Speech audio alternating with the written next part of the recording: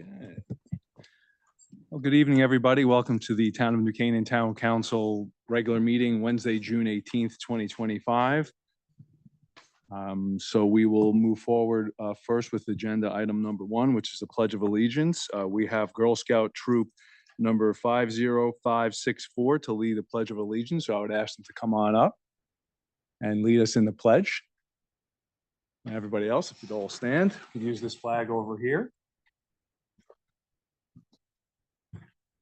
Whenever you're ready. Allegiance to the flag of the United States of America and to the republic for which it stands, one nation, under God, indivisible, with liberty and justice for all. Well, thank you. If you'd like, Hillary. Yes. Wow, Hi. interesting. Could you, would you all like to introduce yourselves and tell us what's your favorite thing about being a scout? You can start. How about you start? Sorry to put you on the spot. Speak loud so everyone could hear. My name's Bella, I like all my activities. Madeline, and I like selling cookies. My name is Charlotte, and I like to sell cookies as well. That's good, because I like to buy cookies. My name's Everly, and I like doing all the fun activities. I love this patch that you have with the dangly charms. That's so cool. I didn't have that when I was a scout.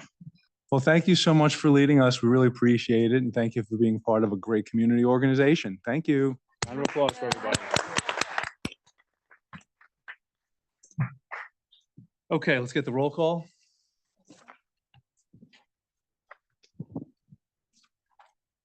Rita Bettino.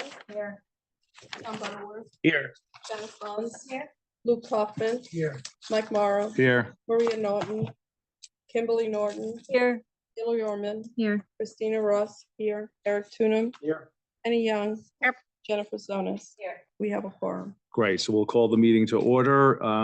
I'd like to actually just amend our agenda briefly. I'd like to add on a quick comment by Penny Young regarding the passing of someone who served the community. So if I could just get a motion to, I'll make the motion. Can I get a second? Okay. All in favor? All right, passes unanimously. Hillary seconded. Penny, please.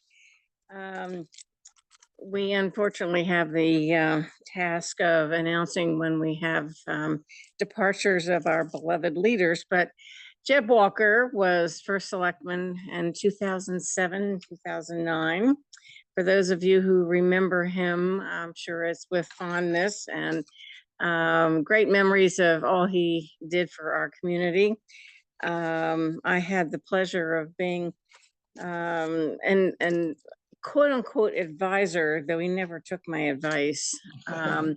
And when Mark Dwaley and Todd Lavieri and I would go into his office, he'd be sitting there kind of shaking his head and he'd say, "You just cannot make this stuff up."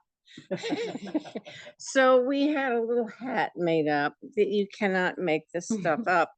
And I think he was amused by the range of questions and concerns that the citizenry brought to him.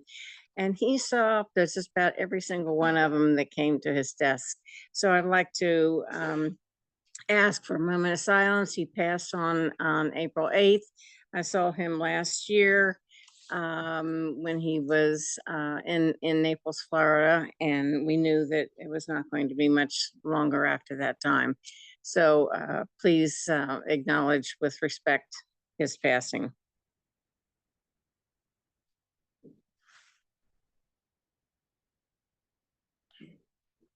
Thank you. Okay, thank you. And thank you all for allowing that. We'll move forward now to agenda item number 2, meeting minutes.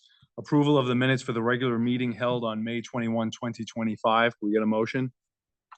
So moved. Tom, Mike Morrow seconds. We'll open it up to discussion. Any comments, edits regarding the minutes?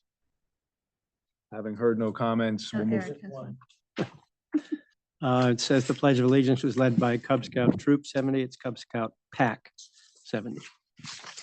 Thank you, Eric. Eagle eye. Okay, so with that edit, we'll now take a vote. All in favor? The motion passes unanimously. Okay, now we'll move on to public comments. Members, which is agenda item number 3, members of the public are welcome to speak to the town council on agenda topics scheduled for a review and or vote. Speakers are requested to provide their name and street address, and comments will be limited to 2 to 3 minutes, subject to the total number of speakers. Do we have any? Okay.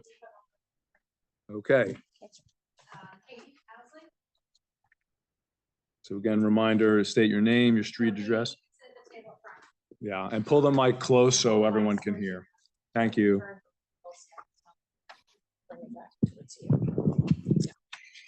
Katie Owsley, 41 Green Avenue. Thank you all for your service. I know you spend a lot of time and a lot of hours doing this.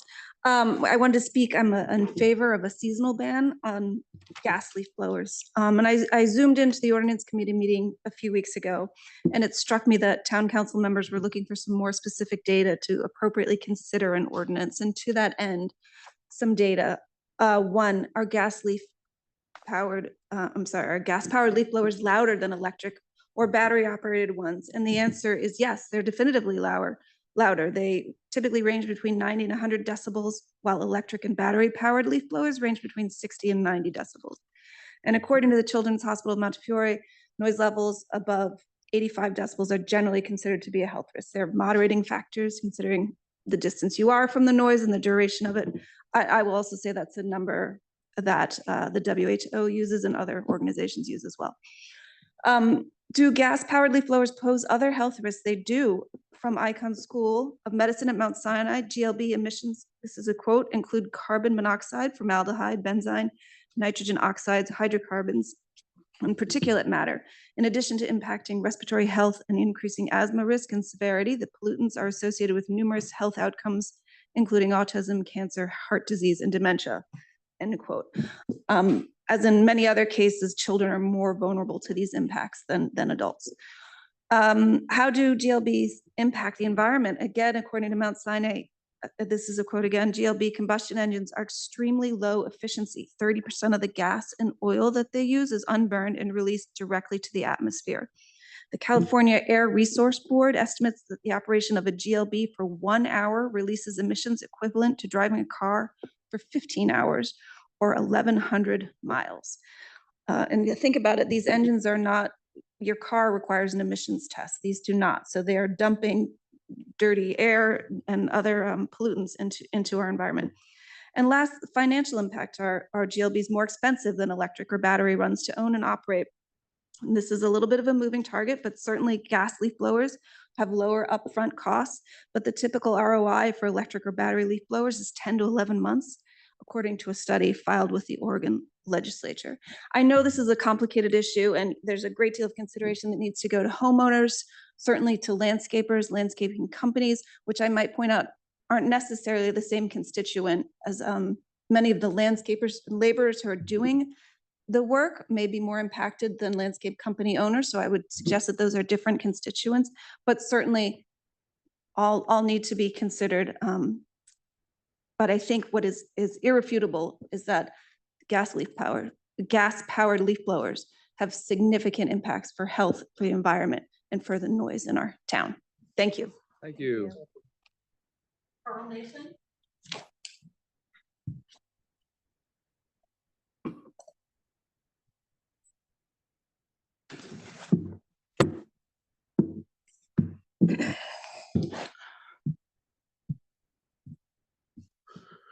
Okay, Carl Mason, 155 Parish Road.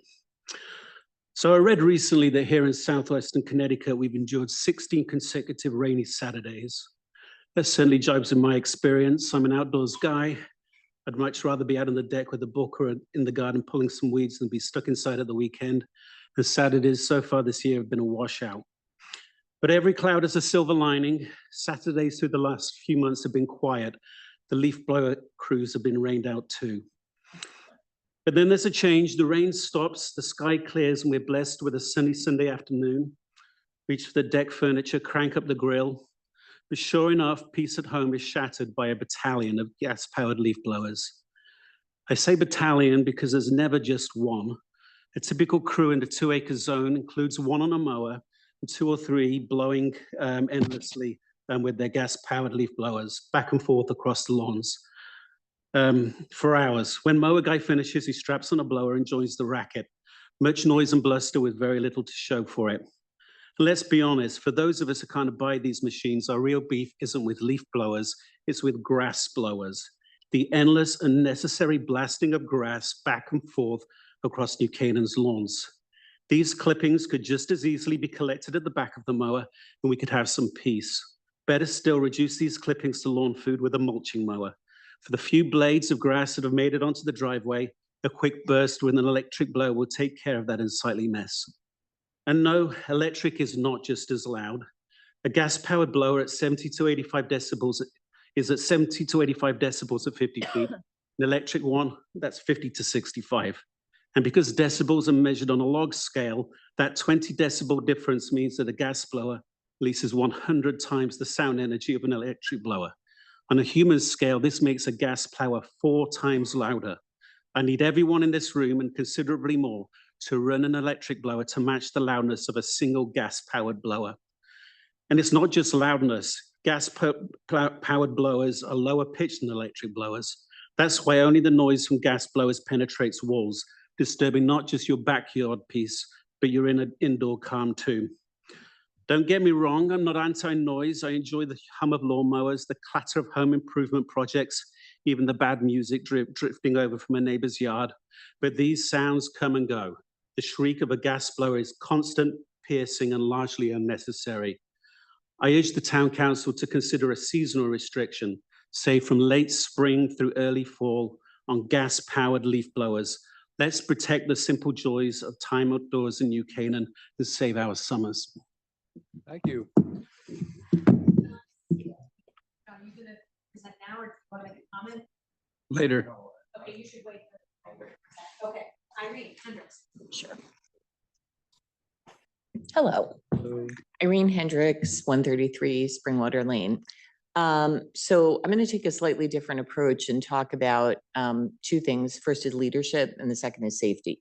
So the Federal Occupational Safety and Health Administration and Connecticut law conforms to this, regulates workplace noise to 85 decibels maximum, and requires employers to provide hearing protection when workers are exposed continuously to noise levels at or above that. I think I'm not going to repeat facts that have already been shared, but the noise that is provided by gas-powered leaf blowers is problematic not only to the workers, which we should be concerned about, because most of them are not wearing hearing protection and are being probably victimized by their employers, but second, to the people around it, because to the point made by my colleague earlier, when multiple leaf blowers are running, particularly in a contained area, we're also being exposed to that. So those regs exist for a reason. We should pay attention to them. The second thing I would say is other towns should not tell us what to do, but they can serve as a model of what to do. And so we've seen other towns take a leadership position, take a point of view around the use of leaf blowers that is appropriate to their town, that is appropriate to the environment within the town. And I would encourage us to not shy away from what I'm sure will be a difficult discussion, but I think ultimately a fruitful one. Thank you. Thank you. Camillo is going to be part of our panel, so yeah. Is it Justin? Yes, he will as well, yeah. Oh, Christina Baxter.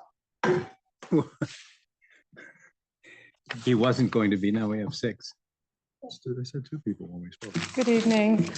Hi, I'm Christina Fagerstall. For those of you who do not know me, I've been part of the community for over 25 years. My husband and I have raised our 3 children here. We feel extremely fortunate and privileged to live in this beautiful community. And I'm also here to ask for your consideration of adopting restrictions on leaf blowers for a quality of life reason. You've heard already about the medical, the health effects of air pollution from leaf blowers. Remember, gas-powered leaf blowers have no smog devices like cars, and they've said that the amount of pollution that's released by a gas leaf blower is more than a, Chevy or Ford pickup truck in instances. So it's a lot of pollution. Connecticut, because of our proximity to New York, because of our highways, we have a lot of ozone, ground level ozone, especially in the summer heat.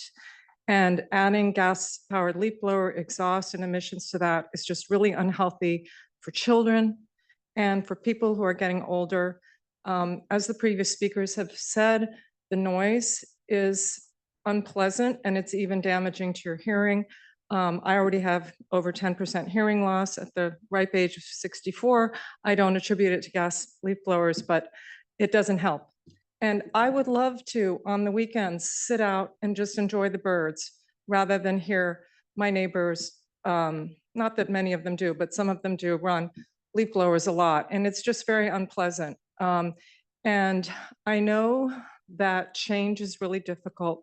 People don't want to change. But I've lived here long enough to remember when gas-powered leaf blowers weren't in every yard. People were actually raking. My kids and I, we raked the leaves. We cleaned up, we did our own yard when my kids were growing up in when they were smaller.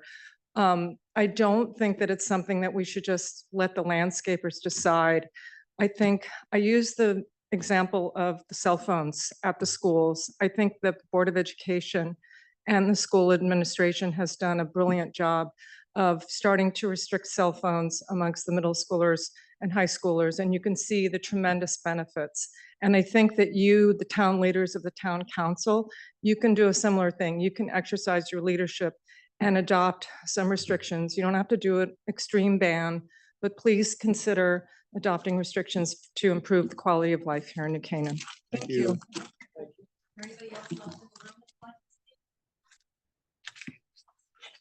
If there's anybody on Zoom that would like to speak, could they raise their virtual hand? In the meantime, someone else in the room, come on up.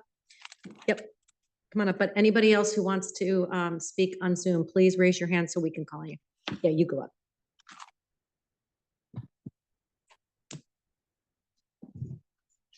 Hi, my name is Stephanie. Sorry. Yeah, Mike. My Thanks. name is Grillo, 41 Cedar Lane, New Canaan, Connecticut. I don't really have a lot prepared, to be honest with you. It was kind of off the cuff that I knew this meeting was going on. I do just have a couple of questions to kind of pose out there. We are in the landscaping business. We do live in town. I am a constituent of this town. And I think people would be a little bit shy to understand there are quite a few landscaping owners in this town. So we are constituents. My question is, I think a couple of things. I do understand a ban on the weekends, but how far are we going to go? Are the town going to be restricted as well? That's a problem in Norwalk. Norwalk is allowed to use leaf blowers at their DPW, but they're telling their constituents not to use them. I think it needs to be across the board. Also, the cost is very prohibitive for landscaping companies. You are talking about dual batteries and commercial. These are not machines you can buy at Home Depot. You have to go to commercial people to buy them. One backpack blower is $2,500. It takes 2 dual batteries at the cost of $400 each. Those batteries last 63 minutes. You have to bring a charger the size of this table with you in order to do those batteries. That costs anywhere from $3,000 to $5,000. So it's not a couple of $1,000s up front. These are huge costs. And when you see these gentlemen on these ride-on lawnmowers, they don't even make some ride-on lawnmowers in gas power. So I think it has to be a give and a take. I understand, but I would also start to question some of the idling policies in our town with police cars, if we're going to talk about carbon emission and the buses idling so much in the mornings. So I think there's a lot of things to look at. I don't have any answers, but coming from the other side, I do think that there are a lot of people in this town that are concerned about it. Thank you. Thank you. Thank you.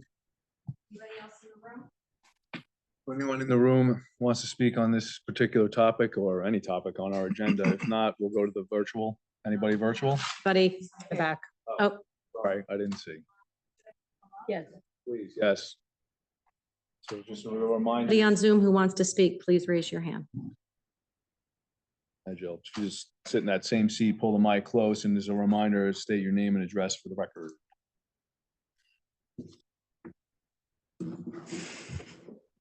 Hi, I'm Jill Agatuda. I live at 78 Brooks Road, New Canaan. And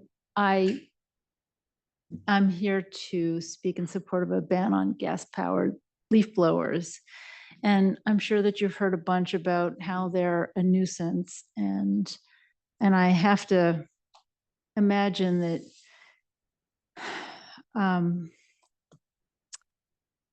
that you've heard about sort of the technology of them and how they're dirty and harmful and outdated.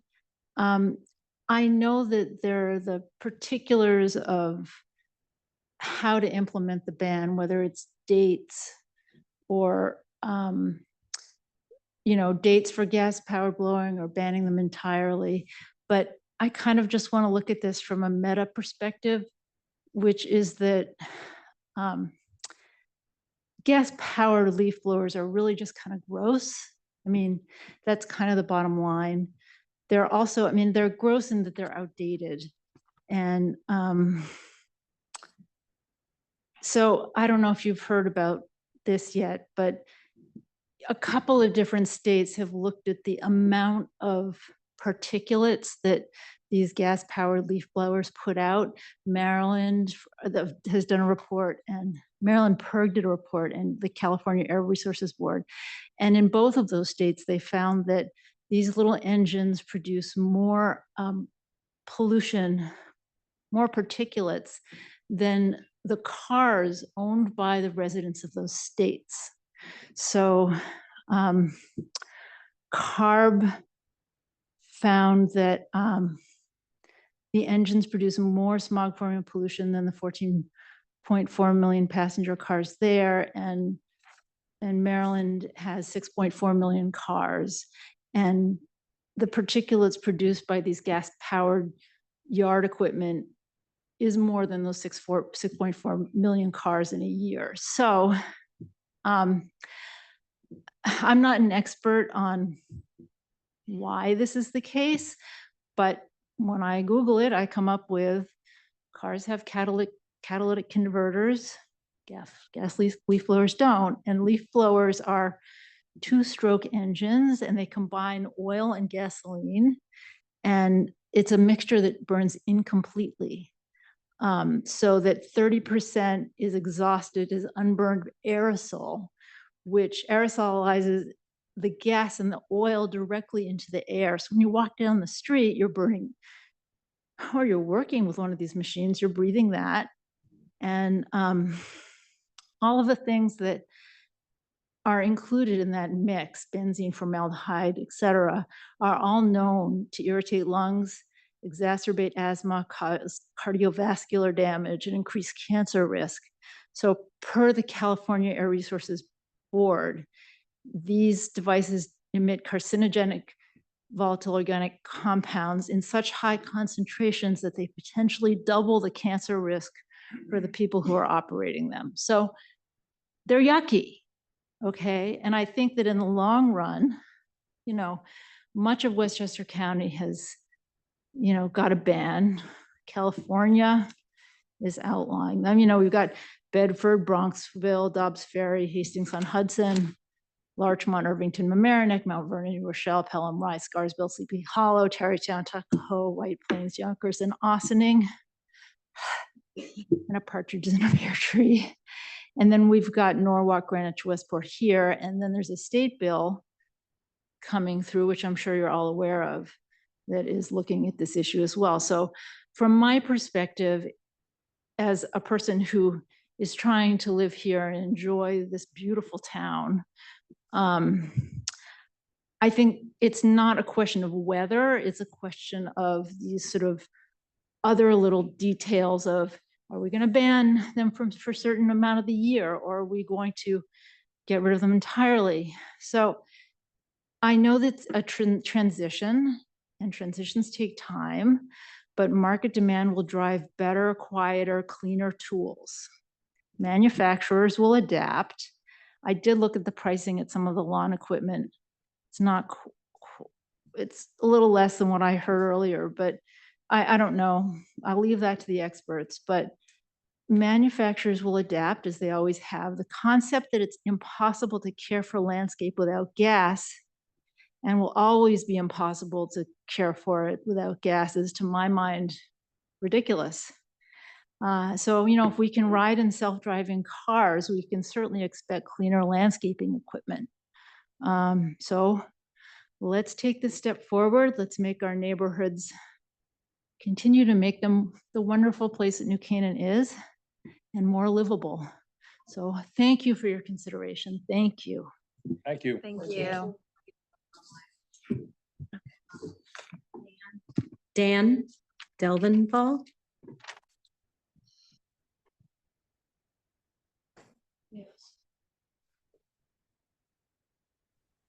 Oh, can you hear me now?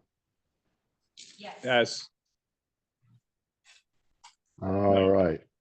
Yeah. I think, I believe video is disabled, but that's okay. Thank you for your efforts and holding the hearing. Oh, here we go. Start my video. Beautiful. Well, I'm traveling. I'm in Chicago, visiting with my parents, but this is something near and dear to my heart. The debate has been raging for at least 8 years. When I started testifying and presenting for different towns, I worked with Bedford back in 2018. I worked with Larchmont, Maplewood, New Jersey, you name it, Scarsdale, Montclair, New Haven, Norwalk, Greenwich, Westport, now Fairfield is in the same mode as New Canaan. And 8 years ago, it was a different story. 8 years ago, I was using consumer brands from Home Depot or Lowe's that were running at about 600 cubic feet per minute. Actually, the speed of a typical gas leaf blower from maybe 4 or 5 years prior. It's like an arms race. Those gas blowers keep getting more powerful, and they don't seem to get much quieter.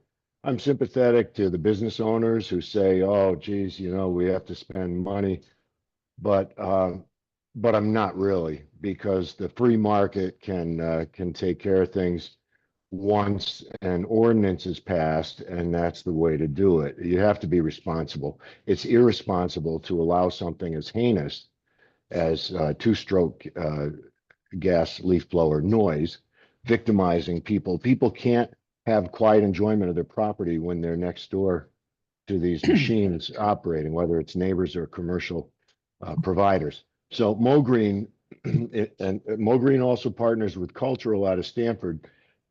Cultural out of Stanford is a 25-year-old company that converted everything from gasoline to electric in the last couple of years. They're very happy. Their customers are happy. They do over $1 million in revenue. Mogreen, based in Bridgeport, we do $1 million in revenue, and our customers are happy. Market rates are between 45 and 70 an hour for lawn care, and we are in the 65 range. We're not breaking the market either. So pass the ordinances, be good leaders, give your people some peace and quiet, protect the workers, help change the industry. The problem is the landscapers. 55% of all new gear is electric powered. And meeting after meeting, people say, yes, I'd like, I can't think straight when the low frequency noise is penetrating the walls and disrupting my cognition, raising my blood pressure. Everybody wants a break from the noise and the pollution, and the world needs a break from it's 10% of our air pollution nationwide. The nation is 12% of the world's air pollution. So just changing this one industry can move the needle 1% on greenhouse gases in the world. So that's not insignificant. And so on a macro level, on a micro level, it's like smokers' rights. It's really, we have avoided the pollution of 70 trips around the world. We do 60 acres a week, no gas, anything. No gas, anything. The leaf blowers are easy. And now electric leaf blowers, and the numbers you heard earlier aren't necessarily accurate. Our partners and I actually sell the equipment, the electric gear. Prosumer brands work, but you can go up and get the commercial brands. You don't have to spend $7,000 to honor a seasonal ban.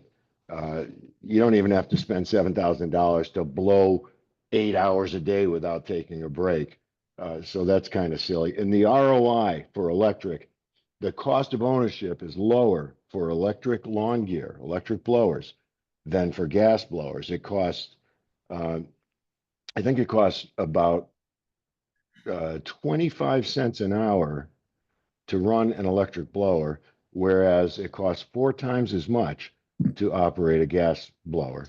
And so the ROI analysis, somebody in Greenwich did one. I've done ROI analyses on it, and the ROI is double digits. If you choose electric over gas gear, everyone wins, including you, because the cost of ownership is lower.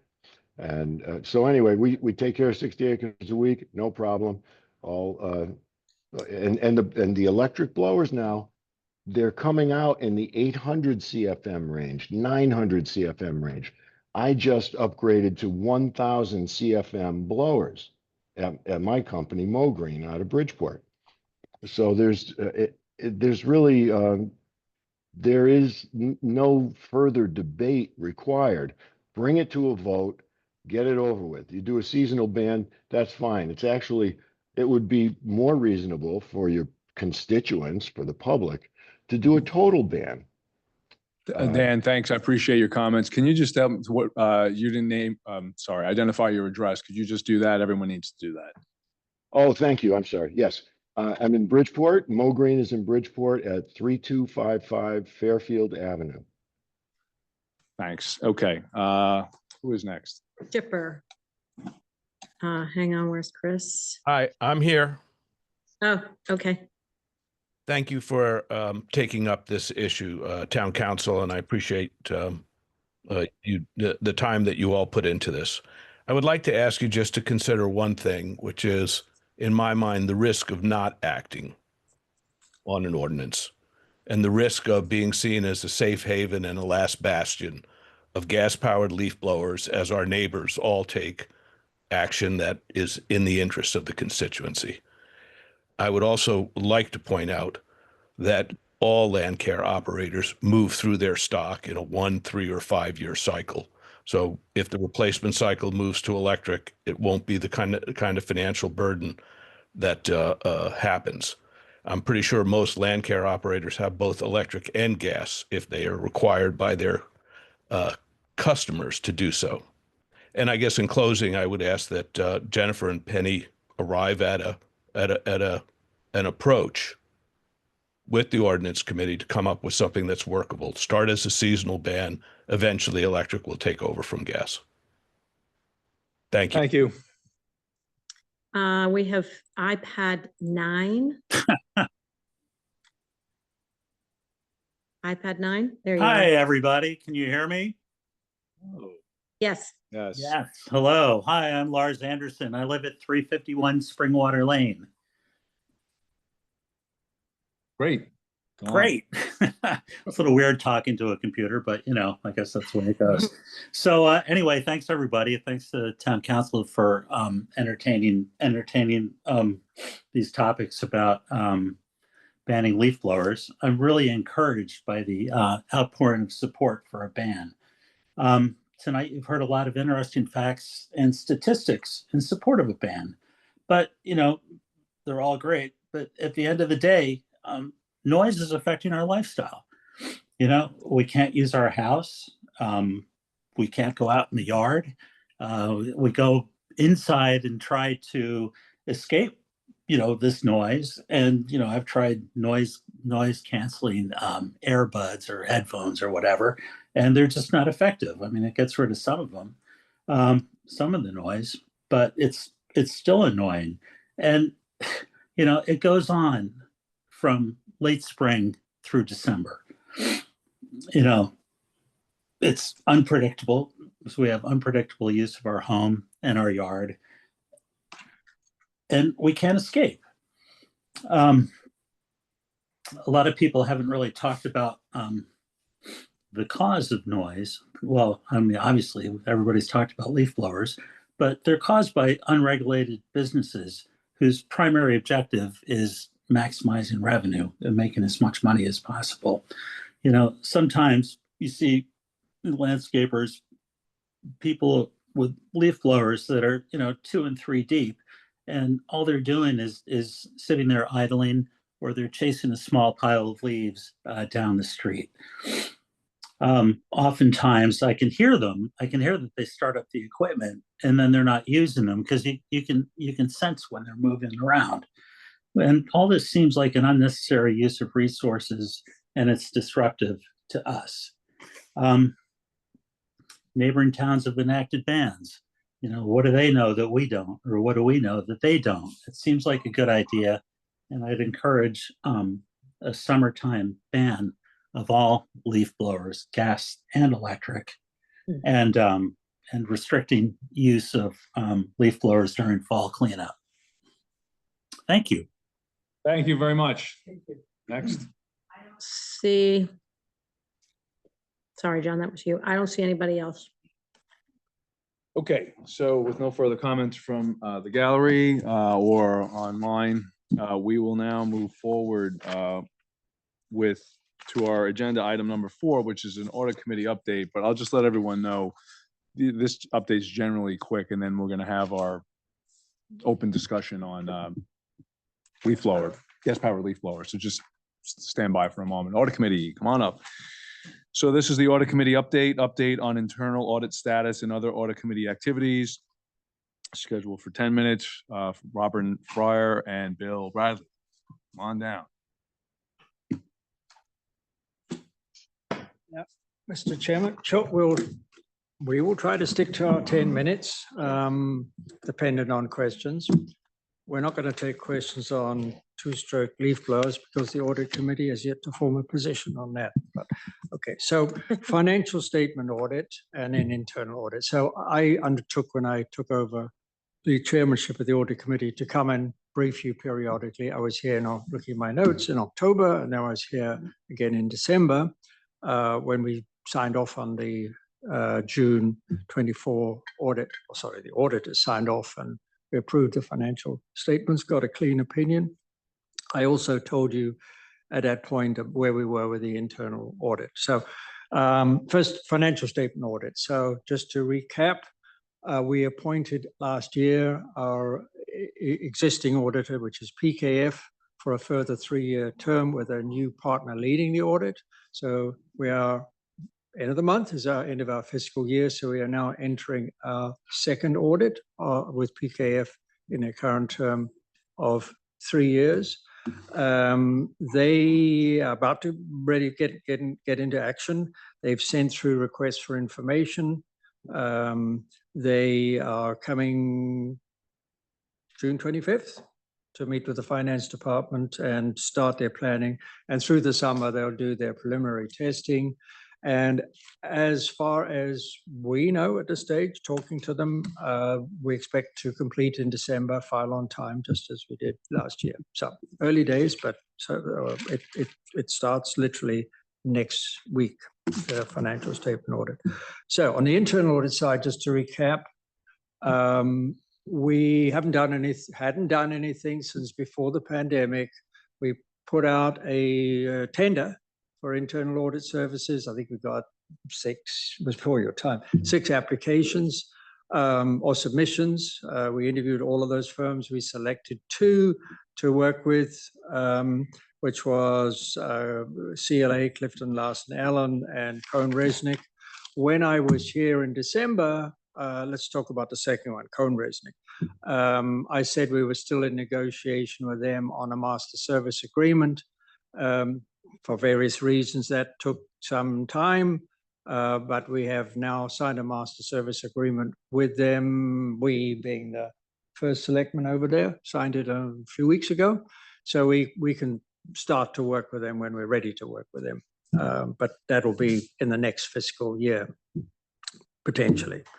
I also mentioned to you in December that the other successful firm, which is CLA, as I mentioned, we were going to start to plan an audit of our procurement processes for the operating side, not capital, town, school district. I mentioned that. And since then, we've got going. It's underway. And I also mentioned to you, I believe, that we formed an internal audit subcommittee comprised of 3 of the 5 members of the audit committee, excluding me and the secretary. And my colleague Bill Bradley kindly took agreed to take the chairmanship of that. So I'm going to turn over to Bill now to update you on where we are. The audit of the procurement is still in progress, so this is just an update. We'll come back when we have more to say. Thank you. Thanks, Rob. So as Rob had indicated, this is really a procure pay, and we're auditing processes. This is not a financial audit, right? So it's really to look at sort of the end-to-end, wing-to-wing, from the minute someone has an inkling of going out and procure something to ultimately paying a vendor. So we're really, or the CLA is really looking at 4 areas: overall kind of procurement policies and procedures, purchase card payments policies and procedures, vendor management policies and procedures, and then accounts payable policies and procedures. Initially, CLA asked for existing policies or SOPs or statements of, kind of the work that the staff do. So they asked for documentation. How does both the town and the schools, how do they currently do it? They then have come in and interviewed close to 40 people. They've interviewed both town people, they've interviewed school people. And now they're going to be testing and doing some quote unquote audit on, the procedures that they've received. And so they're in the testing side with the town. And I think in a couple of weeks, they'll be on the testing side for the school. And then we should have a preliminary draft to management, I want to say, for the town. And again, this is sort of a moving target, around July 11th for the town, and for the schools, July 25th. But the idea is to come out with, there may be recommendations that come out. Are there best practices that we can engage? Are there any things that we can do with the systems, the Muni systems, that can save some time? So that's sort of where we are, but it's been a good process, but we haven't finished yet, so. Thank you, Bill. Any questions, Mr. Chairman? Otherwise, yeah. Go, Kim. Thank you so much for your work and update. Are they going to be looking at any synergy between the public schools and the town in terms of procurement procedures or, cost savings? This right now is simply looking at what are the procedures and processes that, the town is doing, and what are the procedures and processes that the school is doing. That's not the intent of this. So there won't be any recommendations on that? No. Okay, thanks. If I can add that it's a good question and a good idea, but it's outside the scope of this. That is, a more high level question, I think, which would be well worth addressing. Good question, but outside the scope for now. Christina. Does procurement include contracts? Yes, it Is does. there a cap, or it Well, includes? Rob, he alluded to it. Right now, we're sort of looking at non-capital items. So the capital items would probably be like the next kind of project that we look at. But yeah, it would be contracts. Definitely would be part and parcel with this. But not capital project, not not capital. say the Capital police would be- station, that was outside scope for this project, yep. And when you say next, would that be in a couple of years, or that would be a project that you would take on following this one? Do in the next fiscal year, possibly. Janet. When was the last time a procurement audit was done, and were there any findings? I mean, in terms of recommendations, violations, anything like that, anything that stood out? My understanding, and I've only been probably less than a year, but a lot of the projects, 4, 5, 6 years ago were sort of like one-off and very targeted, like let's look at, I'm just using an example here. Let's look at parking revenue, parking fees, right? Let's look at how payroll disbursements are, but I don't think they've looked at sort of the whole end-to-end on procure to pay at all in any way, to my knowledge, but that doesn't mean they. I think that's right. I mean, certainly I came on in 2020. We did, as I say, internal audit projects pre-pandemic, maybe 17, 18 was the last time. And they were targeted, as Bill said, focused. I think we've done certain areas of procurement. We may have looked at procurement of supplies for school cafeterias, but across the board, I'm pretty sure looking at past reports, we've never done anything quite like this, yeah. Which is end to end, our school district and all the town operations, the purchasing function. Great. Any other questions, comments, concerns, anything? No? Thank you all, and thank you for your continued service. Really appreciate it. All right, let's move on to agenda item number 5, gas powered leaf blowers, presentation and general discussion regarding a possible ordinance limiting the use of gas powered leaf blowers. Recording 30 minutes. Well, we'll take a look at that. Tom Butterworth, Hillary Orman, Robin Bates Mason, John Seal, Louis Castaneda, John Chris. We're also going to add on 2 others, but I'll pass this off to Tom. Okay, so John, you want to come up? Come on, Justin. And do we have Louis Castaneda? Oh, good. And why don't we have Welcome. my 2 guys, Camilo. Camilo? Yeah, welcome. we'll move it along and we'll make introductions. Is Robin here or on? No, Robin had another obligation. Chill there, and then when it's time for you to speak, you guys will get a microphone.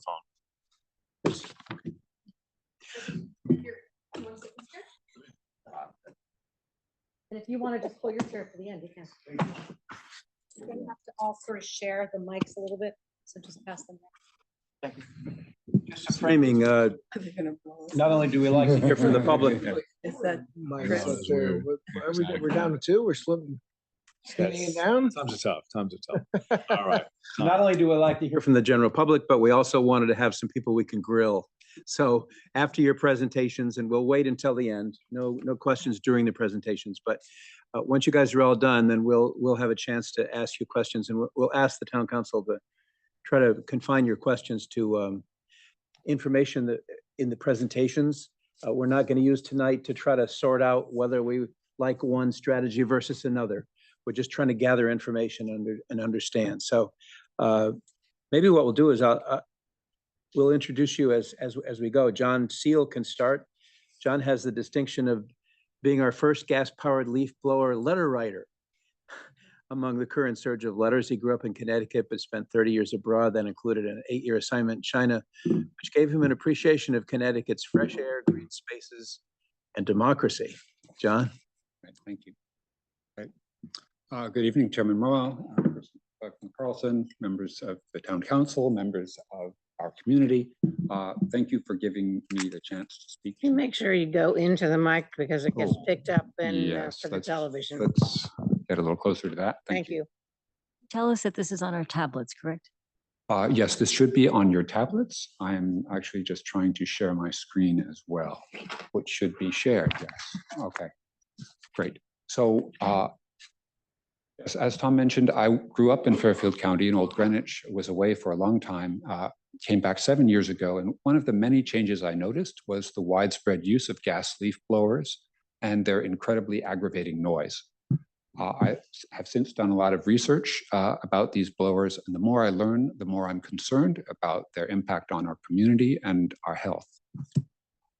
I will skim through this presentation. Actually, a lot of what's in here has already been brought up by other members of the community.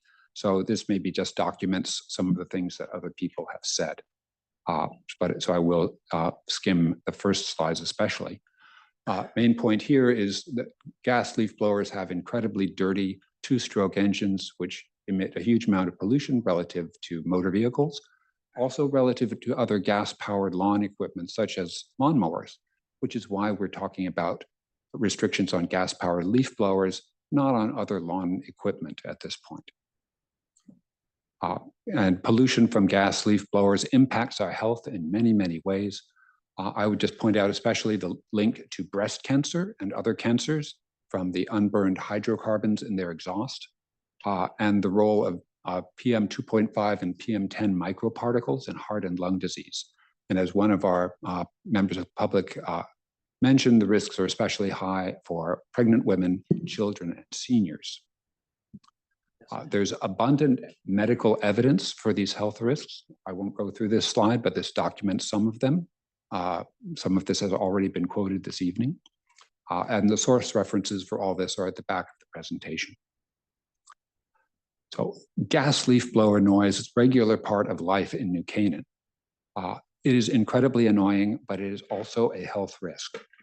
Gas leaf blowers are much louder than electric, and because of their low frequency, the sound carries much farther. The table at the top of this slide summarizes a research report which documented that gas leaf blowers are louder than electric over really almost any distance from the machine. Noise at this level is a proven risk to mental health and contributes to stress, anxiety, and depression. It's been shown to contribute to learning problems in children, and also to contribute to mental illness among teenagers. So gas leaf blowers threaten our health in many ways, and this is scientific fact. We're also frequently told that we have to live with them because there are no economic alternatives. That may have been true in the past, but it is not true anymore.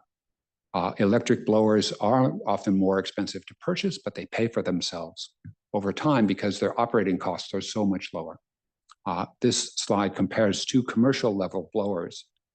The electric blower is much more expensive to purchase, but by the middle of year 2, it has already paid for itself.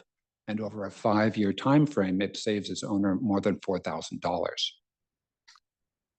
This is similar, another slide using the same two blowers, just to illustrate that it makes sense to switch sooner rather than later.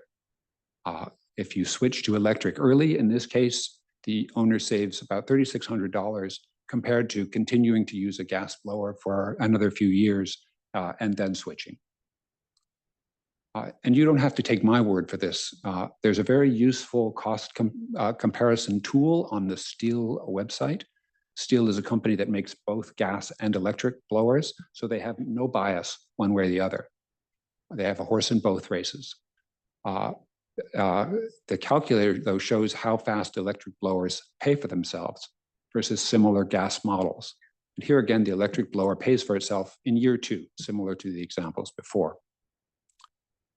The earlier discussion was for commercial use, but electric blowers make increasingly compelling sense for households too. Consumer Reports compared electric and gas blowers in 2023 and found that the best electric blowers matched or beat gas in every single test they conducted. They've just published another comparison last week, which came to a similar conclusion. And their top-rated electric blower now costs only $20 more than their top-rated gas blower and has better performance ratings. So many municipalities in Fairfield and Westchester counties have acted already, especially in Westchester, as was mentioned before. The blue stars on this map mark towns that have enacted restrictions on the use of gas leaf blowers. As you can see in the box, these are roughly balanced between summer use bans and those covering 2 or 3 seasons. At least 4 communities have banned gas blowers entirely all year round, and others, including Norwalk, have announced full-year bans that will take place in the future. And here are details about some of our neighboring communities and how they've regulated gas leaf blowers. Greenwich, West. Joe, we're going to try to hold these to 5 minutes. So am I at 5? Yep. Okay. So, all right. So these, just point out, Norwalk has restricted both summer and winter, and Bedford had a 3-season ban. So in conclusion, these blowers are an unacceptable threat to our physical and mental health. Scientific fact, they're good, economically sensible alternatives, and most of our neighboring communities have already taken action on this threat. So I'd encourage the town council to consider sensible regulations on gas leaf blowers at least a summer ban and preferably 3-season. Thank you. Thank you. You want to introduce Justin? Thank you. Yeah, sure. So Justin is a lifelong New Canaan resident. It's JMD Landscaping. Is that the name of it? Yeah, JMD Landscaping. Yeah. Thank you. I've asked Justin to come in because for 2 reasons. One, he's a landscaper. He owns a landscaping company. He's a lifelong resident. So I think he has unique perspective to lend to this discussion as we're trying to access as much information as possible. So Justin, if you had a couple comments, and we'll have some questions later. Police, I live at 37 Hill Street, New Canaan, Connecticut. I own JMD Landscaping. We service about 300 properties between Norwalk, New Canaan, Stanford, Darien. Just to go over the backpack leaf blowers, I got some pros and cons on the gas and electric. Basically, gas has more power, longer runtime. You could do more work with them. They handle heavier debris. And some cons to the gas ones are they're a lot noisier, heavier, higher operating costs, a lot more maintenance, harder starting issues. So pros to electric are they're quieter, lower maintenance, easy starting generally with a push of a button or squeezing of a trigger, lighter in weight, lower operating costs. Cons to electric would be shorter runtime. It lasts about 60 minutes. You need multiple batteries. It's gonna be very expensive to switch over. We have like 18 backpacks. So and you need to outfit the trucks with chargers, inverters. So it's gonna be a lot of work to change over. So that's about it. Thank you, Justin. Can you highlight, there's No been some. questions until everybody's spoken. Thank you. John. By the way, longtime New Canaan resident, 30 years plus. He was one of New Canaan's most hardworking, versatile, and creative volunteers. He currently serves on Planning and Zoning Commission. In addition to many other organizations, he writes and speaks frequently on the environmental and economic impacts of sustainable gardening and lawn care practices, among many other things. True. Okay. Chairman Mora, members of the Town Council, my name is John Kriz, and I'm speaking in my personal capacity. What does everybody agree on? 1, less ambient noise is better than more. And 2, pollution's bad. We should strive to avoid both of these as best we can. So given these points, what to do, if anything, about motorized lawn care equipment? First, the focus is on leaf blowers, though lawn mowers also generate noise and pollution. So if those are the negative externalities that need abatement, the conversation should logically be broadened. Second, sounds and equipment differ. Leaf blowers. Noise is generated by 1, the motor, and 2, the blower. Now, blower sounds are the same regardless of the motor, and more powerful blowers tend to be louder. And leaf blowers are not quiet.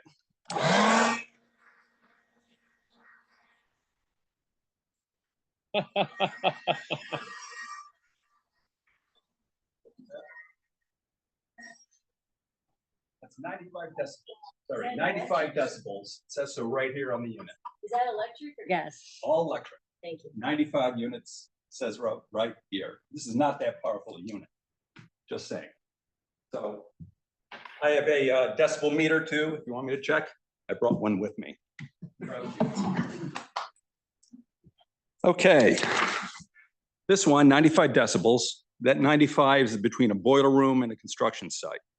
A freight train is 80 decibels and 100 feet. These are ocean numbers. Long-term exposure at these levels starts to damage hearing. This unit is not that powerful. Believe me when I try to blow bunches of leaves, it just doesn't work, especially if they're wet. The nozzle speed in miles per hour is 130. Now, some wand type units have 4 speeds, the top one being 200 miles an hour. And beyond that is turbo. Because when the going gets tough, the tough go turbo. Given these equipment size and sound generating facts, some equipment may be deemed okay and some not from a noise generating threshold perspective. More on sound. Electric and gas motors, even at the same decibel level at source, can come across differently. Why is this? Frequency. Electric motors tend to emit a high-pitched shortwave whine. whereas gas engines emit more of a low frequency rumble. Does it matter? It does. High frequency shortwave sounds don't travel well. Think FM radio or your cell phone. Low frequency sounds do. Think AM radio. Remember 50,000 watts of pure something or other? And submarine communication also.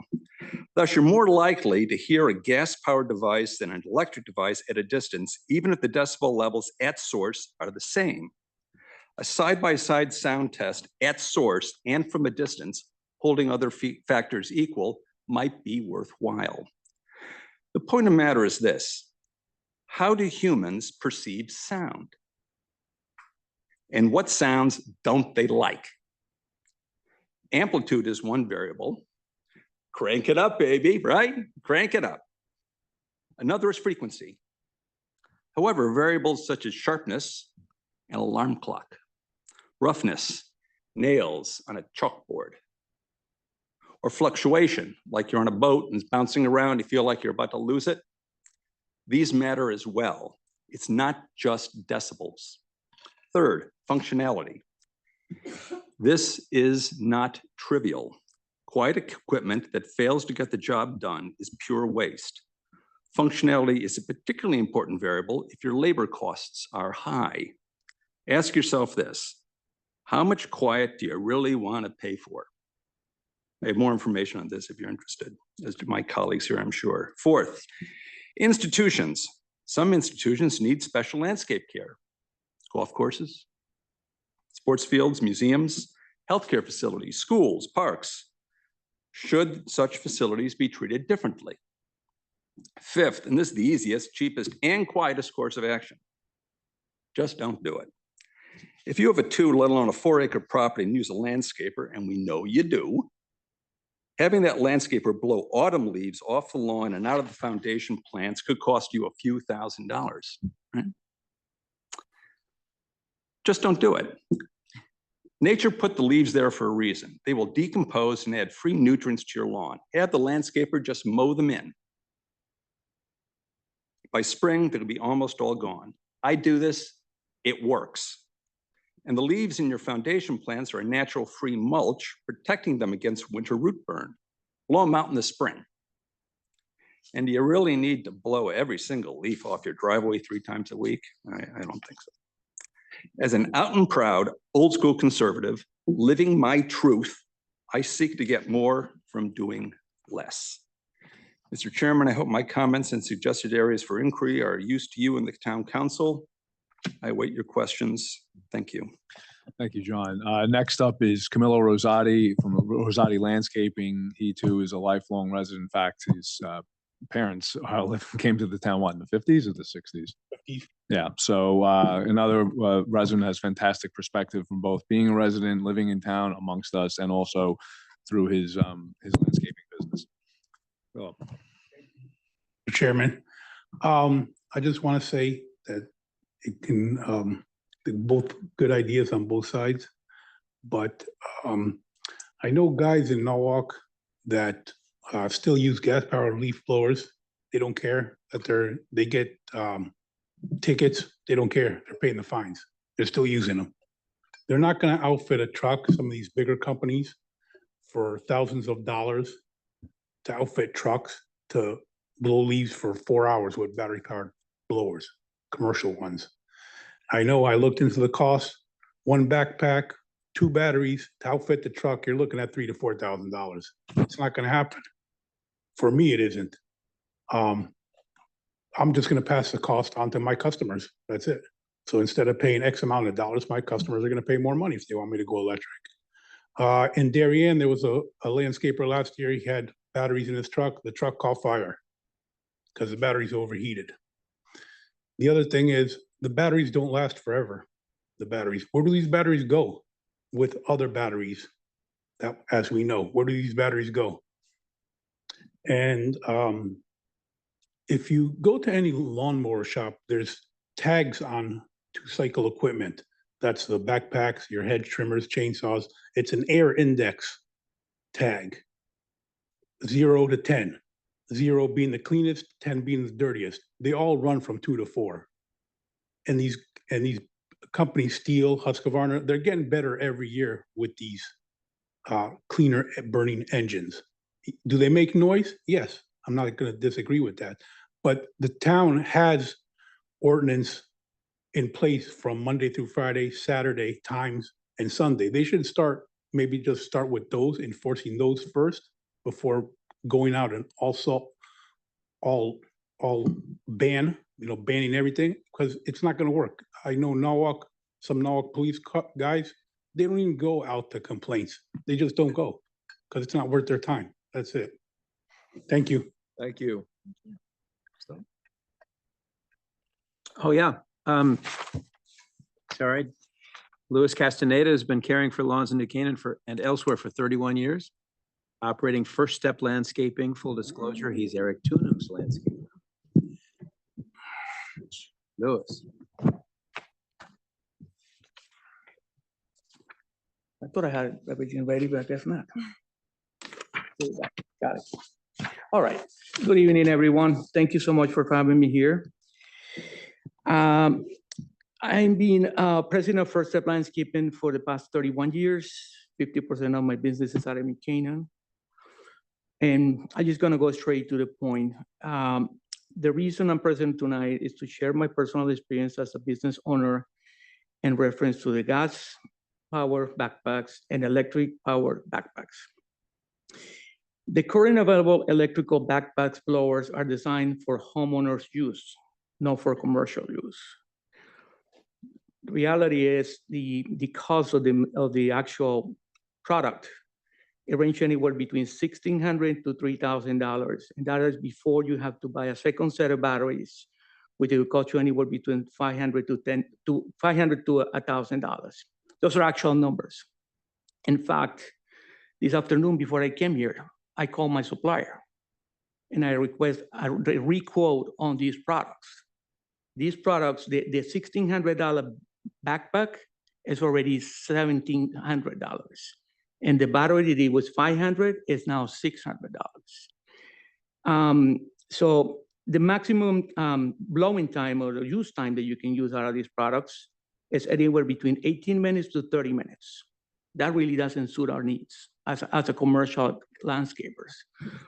And you're also gonna take about an hour and a half in between recharges. So my point is the technology is not there, is not here yet on a commercial level. The cost for a standard gas power is about $600. The life of either the electrical, all the gas is about 2 to 3 years. My personal opinion is not a ban, is working with the city ordinance and define the appropriate time to use this equipment. For example, Monday through Friday, 7 to 6, Saturday, 8 to 5, and on Sunday to be exclusive for homeowners. I personally believe this is a fair compromise until the prices and the technology get geared towards a better product for the commercial use. The additional cost on implement these equipment will have a financial impact on the industry, in our industry, as well as our homeowner customers. Thank you very much. Louis. Thank you. All right. So, Tom, at this point, we want to open up to some questions for our panel, and thank you all for being here. Really appreciate it. I'm sorry, Tom, go ahead. No, go. So we can open it up to some questions from our esteemed colleagues up here on town council. Again, this is, as Tom mentioned, more of a kind of a preliminary opening discussion for a very substantial, longer discussion about what to do with gas power leaf blowers. So to the extent any of you have some pointed questions, please go on ahead. But I would just ask, just get recognized by the chair just so we can keep this appropriate and moving along. Jennifer, go right ahead. Thanks, everybody, and also members of the public who spoke earlier. So I found this really fascinating, and what was interesting, I felt like I was hearing also across the board that many of you are open after providing your facts and figures and your arguments to some form of compromise.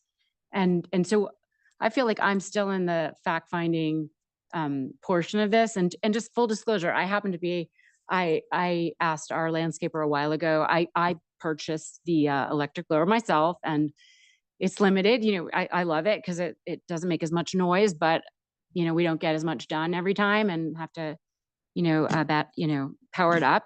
And I had looked into with some of my neighbors, I thought maybe I could like pull them to get them to, buy in with me. That didn't work. But what I'm interested in from the landscapers, I hear what you're saying, and I live and experience that about the battery runs out and it was expensive, and you're tasked and mandated to do a beautiful job.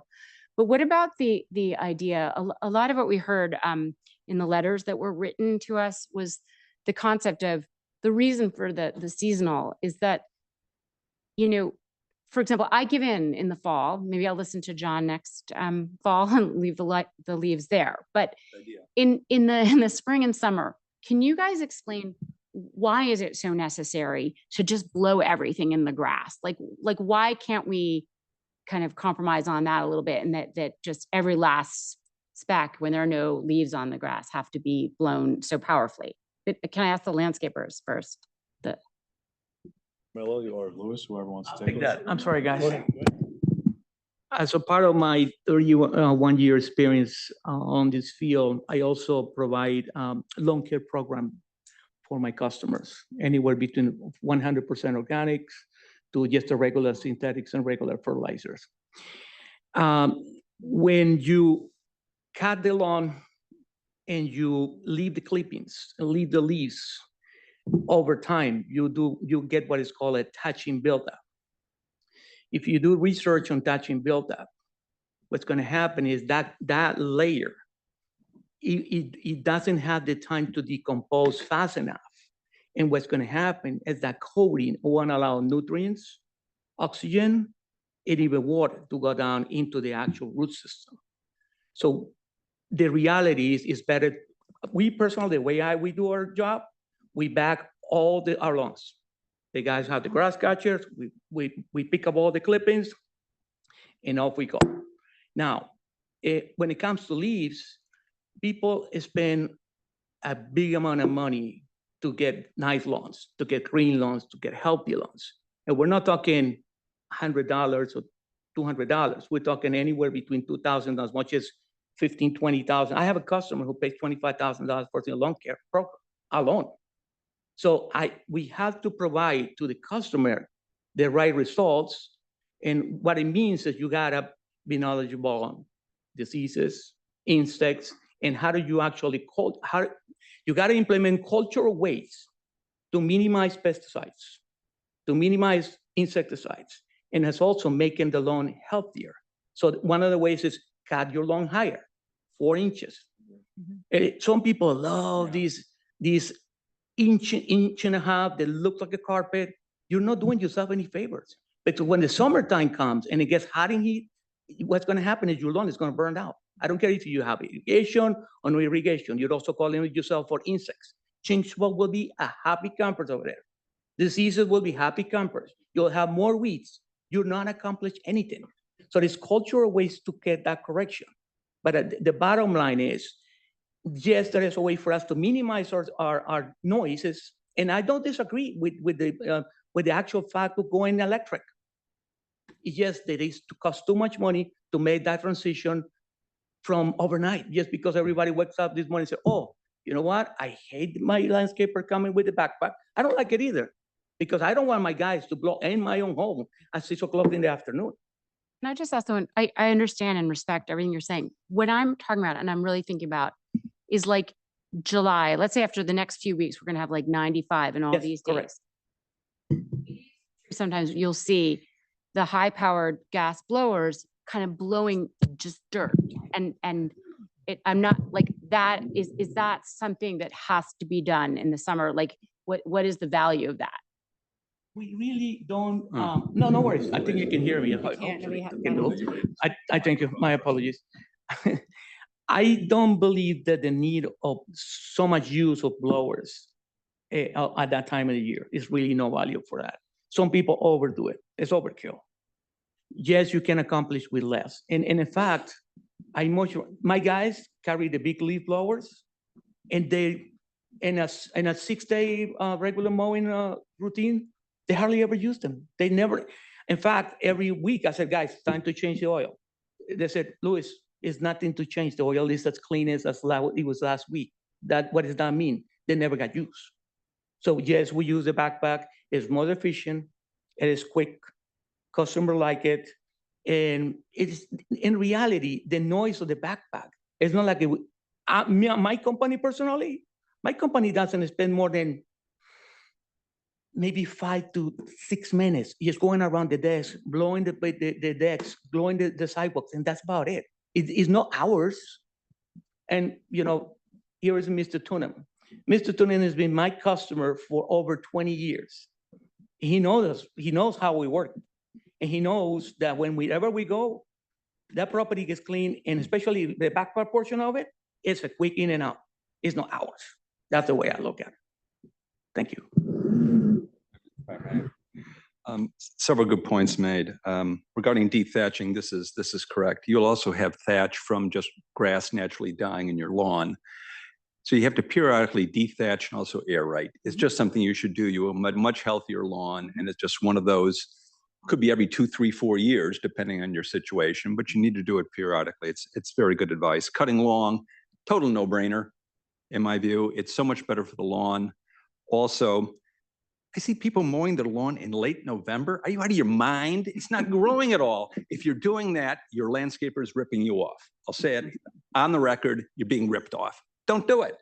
You really don't do it, in my view.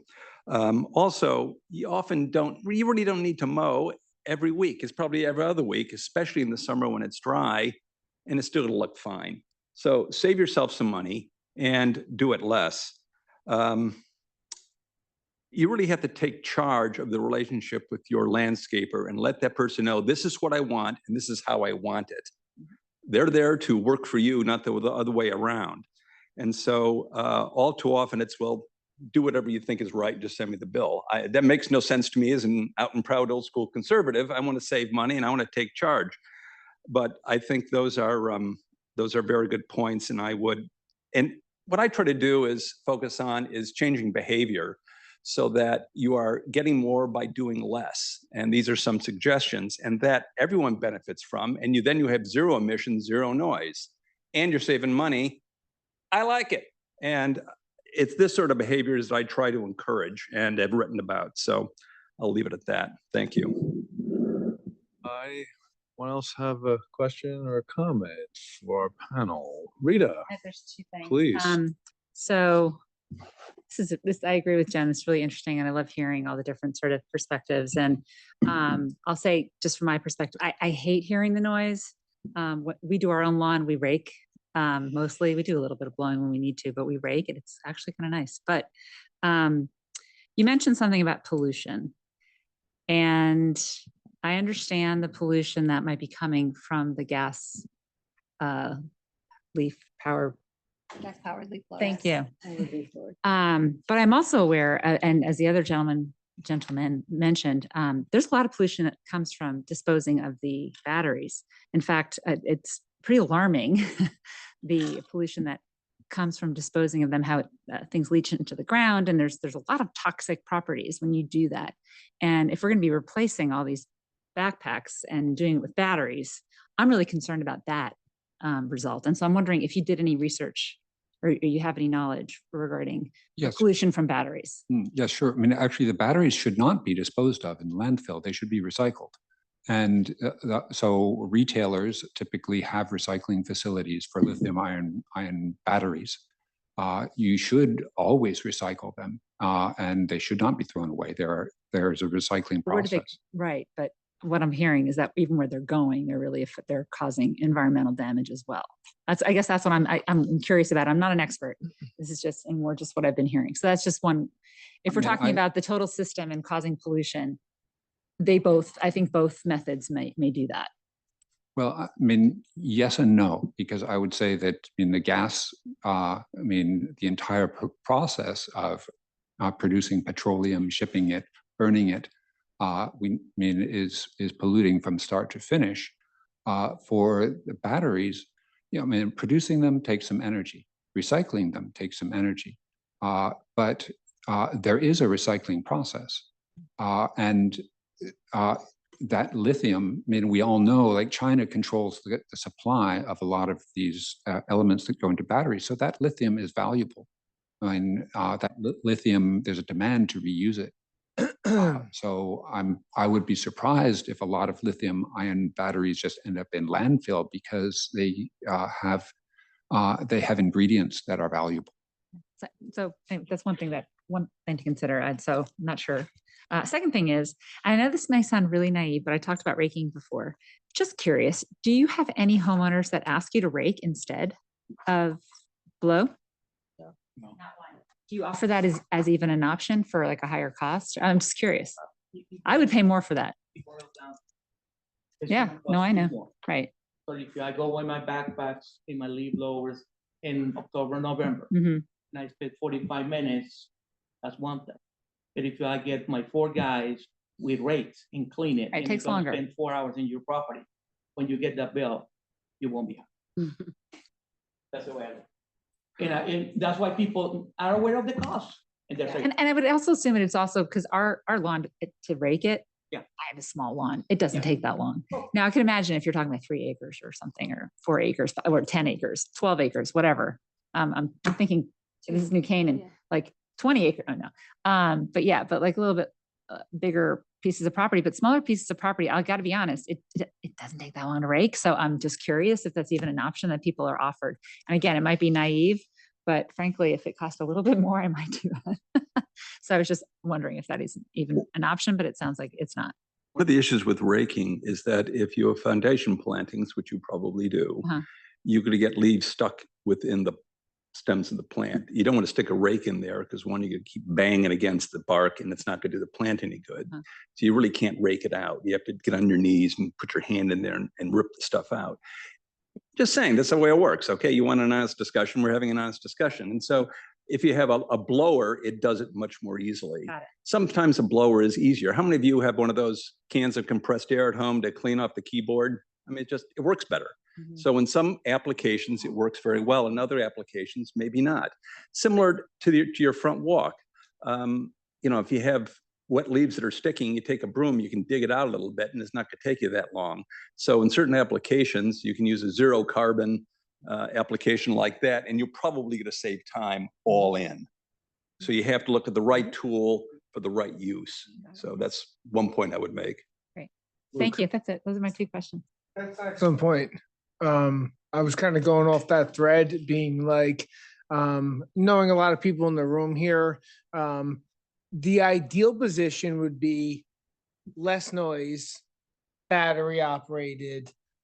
We don't know what that looks like. And saying like, hey, like China would value this, we don't know that, right? Like it might be yes here, but give me 5 years of history of selling those batteries to us and then going back doesn't exist. You don't have that history. So making claims, I just wanted to come on record and say that I think that a lot of the people that are on this panel right here treat their employees really well with proper safety, proper everything. And it's not like they're being taken advantage. And I know that those comments were made a couple of times tonight. And I think I would go 100% against that, looking at the people on this panel saying, I know specifically that they treat their employees really well with proper healthcare, proper hearing, proper everything to the best of their ability. Also understanding that it's a business, right? And we would all love to go into something that's a better environmental situation, but it's also a business that's run and there's a cost to the end user and there's a situation. So I'd like to say that I value everyone coming here tonight from all aspects to like really put forward. Let's do this together. Let's do this together. This isn't a us versus you versus us or something like that. There's something in the middle that probably makes sense here. And there's a graduation effort, but I want to say that I value and appreciate all of the business owners here, that it's not easy running a business and running it successfully and providing a very good product and service for people that value going into their backyard and want their leaves blown and don't want to mulch it and don't do all of those other things. So from the panel up here, that puts a ton of effort. I can't tell you the amount of hours that this panel puts into reviewing everything, into having this conversation, and for you showing up, bringing 31 years experience to the conversation and having this. So I want to say thank you. Thanks. Lou. If I may, on the lithium batteries, maybe the town council should ask the DPW and the transfer station, you know, what happens if someone walks in and where does it go and what happens to it after it goes in there in the bin? Might be a useful question. But, you know, again, what I try to do and advocate is change behavior. You don't need to, you know, use a shotgun to kill a mosquito. You have three or four leaves in your driveway, live with it. I mean, really, you don't want to spend all that money doing that. I can see it in the fall because you really don't want leaves to build up on your driveway and then the snow and ice hits it. This is just not a good situation. So I get it. I get that. And trying to use many electric leaf blowers, I found is not particularly functional. But again, the proof is in the pudding. Test it. Find out really how they work. Talk to DPW and find out what works and what doesn't. There are a lot of applications, a lot of equipment out there. Some may be better than others, but you have to think about time. If you want someone spending 3 times as long, who's a union employee with full benefits blowing leaves, okay, again, I posed the question, how much quiet do you want to pay for? And again, that's a comment you need, or an issue you need to think about. I'm not here to advocate, frankly. It sounds like I should be, but I'm not. But what I'm trying to do is provide information for things for you all to think about, because it's a capital mistake to theorize before you have data, because otherwise you're twisting data to try to achieve a theory as opposed to the other way around. And I just think it's a bad thing. So that's my view, Mr. Chairman. Thank you. Go ahead. I think that's really interesting what you just said, because we can start, you know, you kind of start with your own house before you tell people what to do with theirs. And we do a lot of Heal thyself, yeah. right. So I know and you've raised some interesting points. I haven't made it, like I don't know what my decision would be, but it's interesting because could there be ways of minimizing it? Just like all around, could we minimize the noise, minimize what we're doing, and like almost do our own little, like, it's kind of like an audit of kind of how we take care of our lawns here in New Canaan. Is there a way to get our landscapers to operate a certain way and kind of set that example and see if that minimizes, you know, some of the noise and the pollution. Again, it's just a comment, but it's interesting. Thank you. Kim. Hi, I wanted to thank you all for presenting tonight. It was really helpful. And I do think what Luke was saying, that we want to do this together. So one of the things that I want to pose a question to the landscapers, do you have solutions? Like, you've heard from the residents about the noise, and Mr. Castaneda, if I'm saying your name correctly, I think I am. Yes, ma'am. You said you're in and out quickly on Eric's property. I think what, you know, a lot of the residents seem, if I was to summarize most of the letters we got, you know, we want to have a compromise, right? Like a reasonable compromise. So if you were to look at summer restrictions, I know it's hard to say this off the top of your head. You can't answer. I totally get it. But do you have any sense of how much a summer restriction would impact your businesses? So it could be a summer restriction on all blowers. It could be a summer restriction on gas-powered leaf blowers. Do you have I'm just curious to hear what your thoughts are on that. I would say it is no reason to use a big leaf blower in summer. It is completely over. I agree. Great. Yeah. Can we use backpack blowers? Yes, but it's also up to us, business owners, to train your guys and say, listen, it's all about moving, doing the right thing, do a good job. Before you leave the property, I said to the guys, go look back. And if you like what you see, that means you did a good job. Just go. Okay? So, but that doesn't mean you have to spend 4 hours on Mr. Coonan's property. You can do this job well done within 45 minutes. That's it. Mhm. And my guys do anywhere between 13 to 17 lawns per crew every day. That's a lot of lawns. And every single lawn gets grass clippings picked up, it gets the job done correctly and no, it's not complaints. So the point is train you guys well, tell them what to do, tell them how you want it to be done. Because you see, for example, so you as like my customer, right? You call me to your house and say, Louis, this is what I want, blah, blah. I have to translate what you and I discussed to my guys and how we agreed to do it, right? It's the same thing when it comes to training and tell you guys how you want to do it, because you got to think not just about business owner. You have to think as an individual who, as I said before, I don't want my own guys in my house at 6 o'clock in the afternoon. I really don't. So it's all about talking to the guys, doing the training. The past 3 years, I stopped working on Sundays. If I run behind because of the rain, I already know we're not working on the Sundays no more. I used to back in the day, not anymore. Past 3 years. You know what I do? Then I will sacrifice my Monday to catch up on whatever I couldn't do on Saturday because I was behind 1 day or 2 days schedule because of the rain. That's the way it goes. Now, nobody's forcing me to do it, but I think it's just the right thing to do. Because I don't want a mower in my house on a Sunday. That's the way I look at it. And it's all about training. Mike, I have a follow-up question. Sure, go ahead, Kim.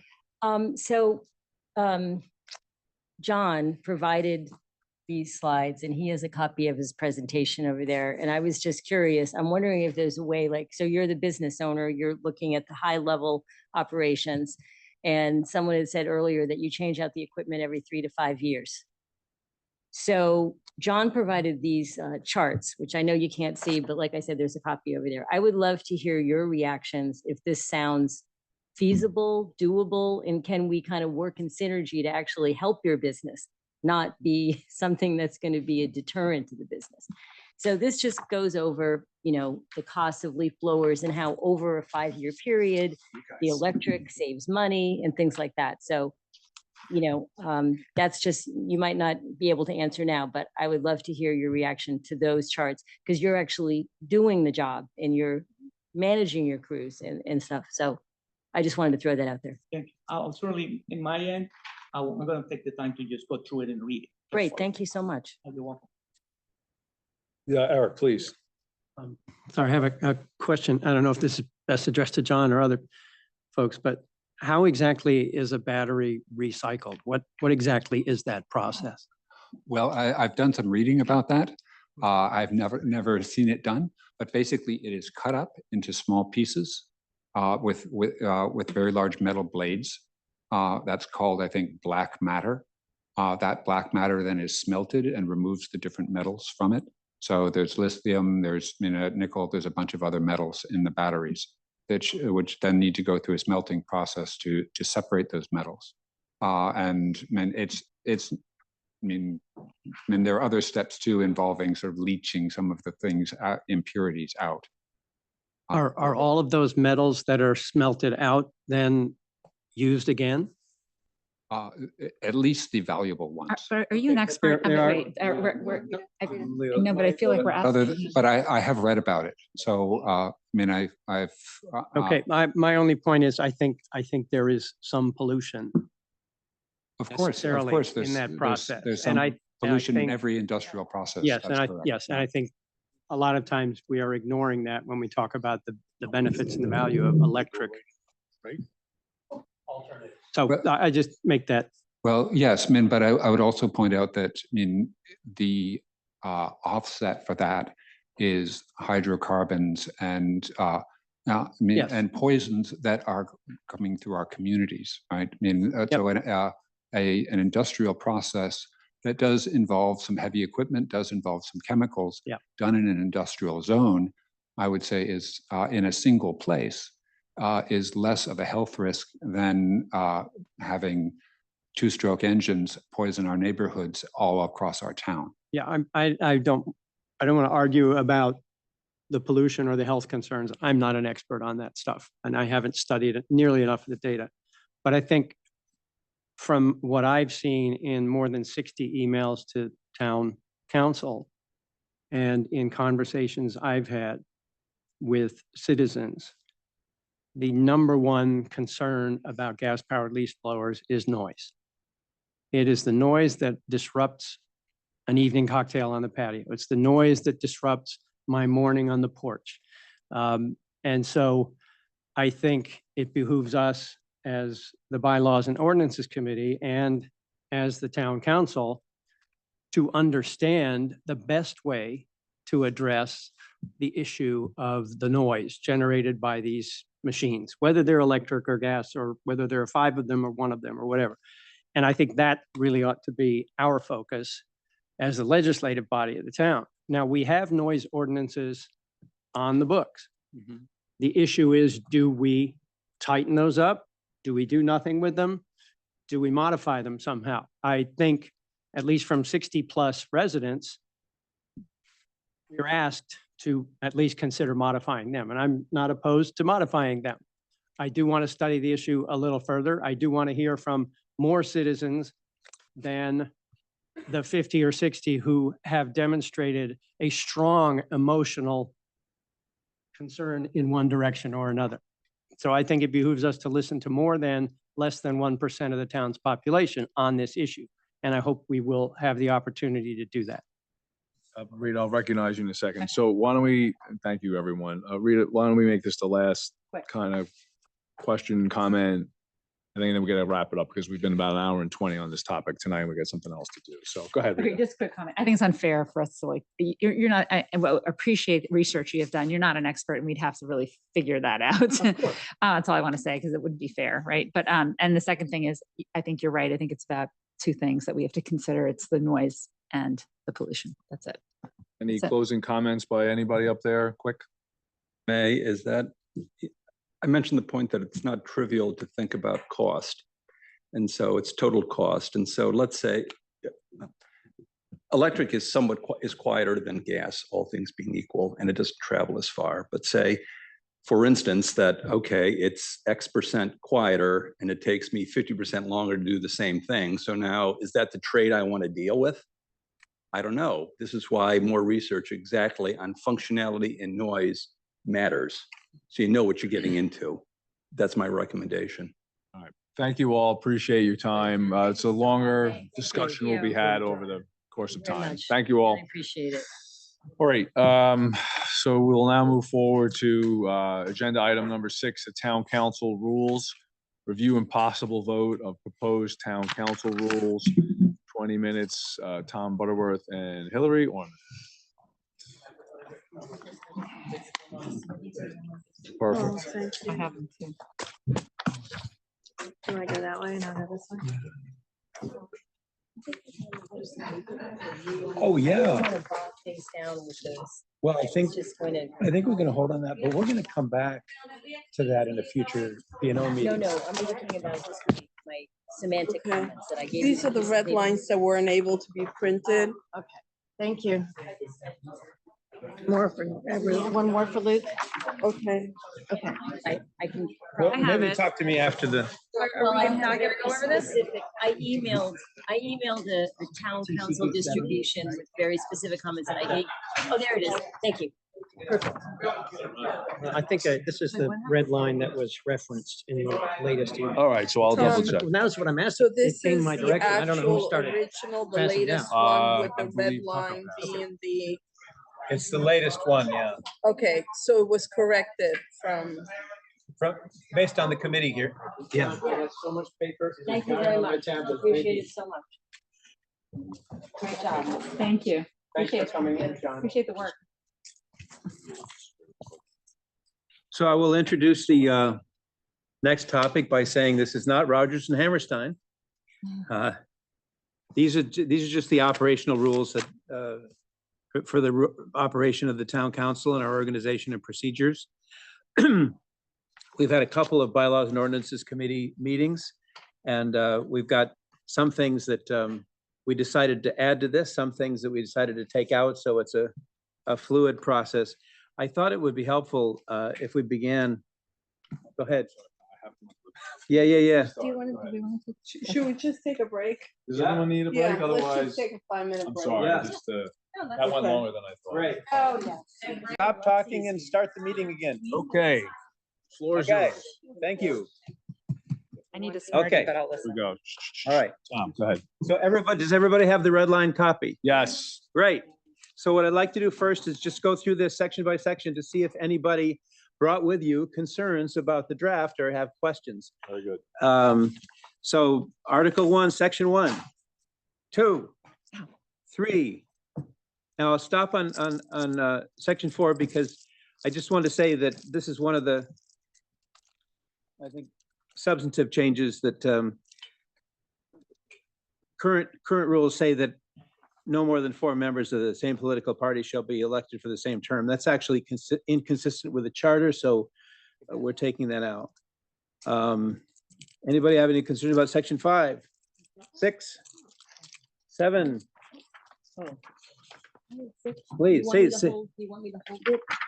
Okay, No, So address it as we section- go. Section 6, I made a note to take out town where it says all officers of the town council. You said that Gotcha, you wanted, yes, done. so just delete town. Done. Section 7, Section 7, first page. Where? Right here. On the bottom. Got it? Now we're gonna turn the page and go to. yeah, all right. Section 8, 9, Wait, go ahead. go ahead. What? Where are we? We're- Page 2. We're page 2, Article 1, Section 9, 10, 11, 12, 13. 13. Okay. To make it consistent with what you have in section 12, instead of saying relating, I recommended that it says that relates, which if you look right above in section 12, it says Without that objection? relates. Okay. Section 14, 15, 16, 17. Basically on 17, we've just simplified it down. It's just simply stating that we set the compensation for the town clerk and the treasurer. Can you hold on a 17? Yeah. Rain sucks. Again, it's not said during the budget process, it's said prior to the swearing in of those members. Okay, I thought you agreed to this language. No, So for the 2-year term shall be set by the council. prior to the swearing in of those members. It can be during the budget process, but we missed, if that's the case, we missed it.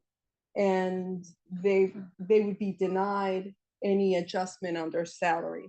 So that can't be. So prior to set No by the, later than prior to the swearing in or taking office. No later than prior to is not, Have to know that you have the funds for the salaries and budget. So you have to do something. It's in the state statutes that I'm it's, just telling you, you need the money for it. So it has to go through the budget process. Otherwise, you don't have the money.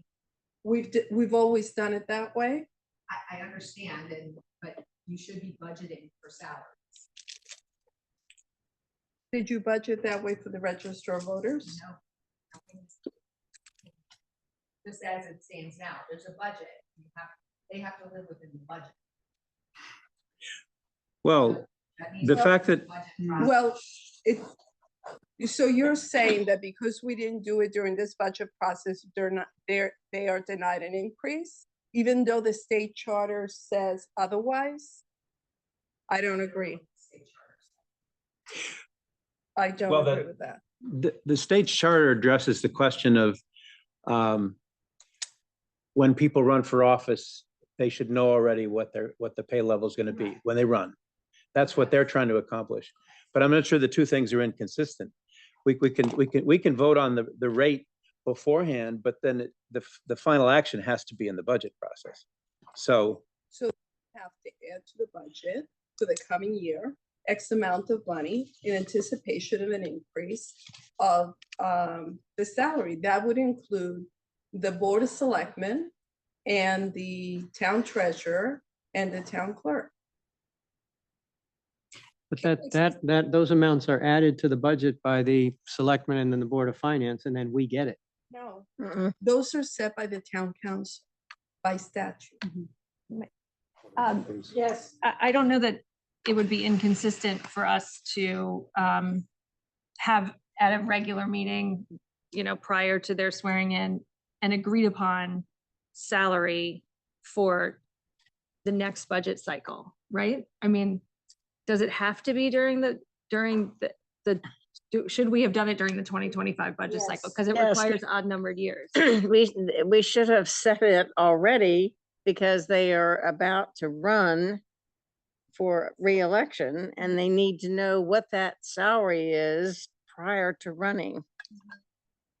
And does that do COLA adjustments? No. There are no No, COLA they're not- adjustments. COLA doesn't apply to them. Okay. Well, what about this? I hate to leave this in limbo, but if you'll trust me, if I could just look at the state statute and just zero in and say exactly what the We state, can Google it now. I'd rather not do that right now. Why don't we put section 17 off? Let's continue, and if. So we we've have to, so we'll- we've actually missed adjusting those If we salaries. change it to this wording, yes. All right, let's leave section 17 on hold because there's another provision that we're going to leave on hold and we'll get to soon. You'll see that the library town appointed trustees in section 18, we're not dealing with that right now. We're gonna vote on this proposal from the Bylaws and Ordinance Committee, and then we'll talk about the library trustees as a separate matter. So Article 2, Town Council Committees. Anything in the first paragraph? What we've done here is instead of having just co-chairs, we're gonna have a chair and a vice chair. It shouldn't change anything operationally. And who's gonna be who? Well, it'll be as the chairman designates. Right now, the chairman designates co-chairs, and now the chairman will designate a chair and a vice chair. Bylaws and Ordinance Committee, it has said that it will have a subcommittee for bylaws and ordinances. We're taking that out because we're going to vest that process in the full town council. Anything on any of these committees that are listed here? Article 3.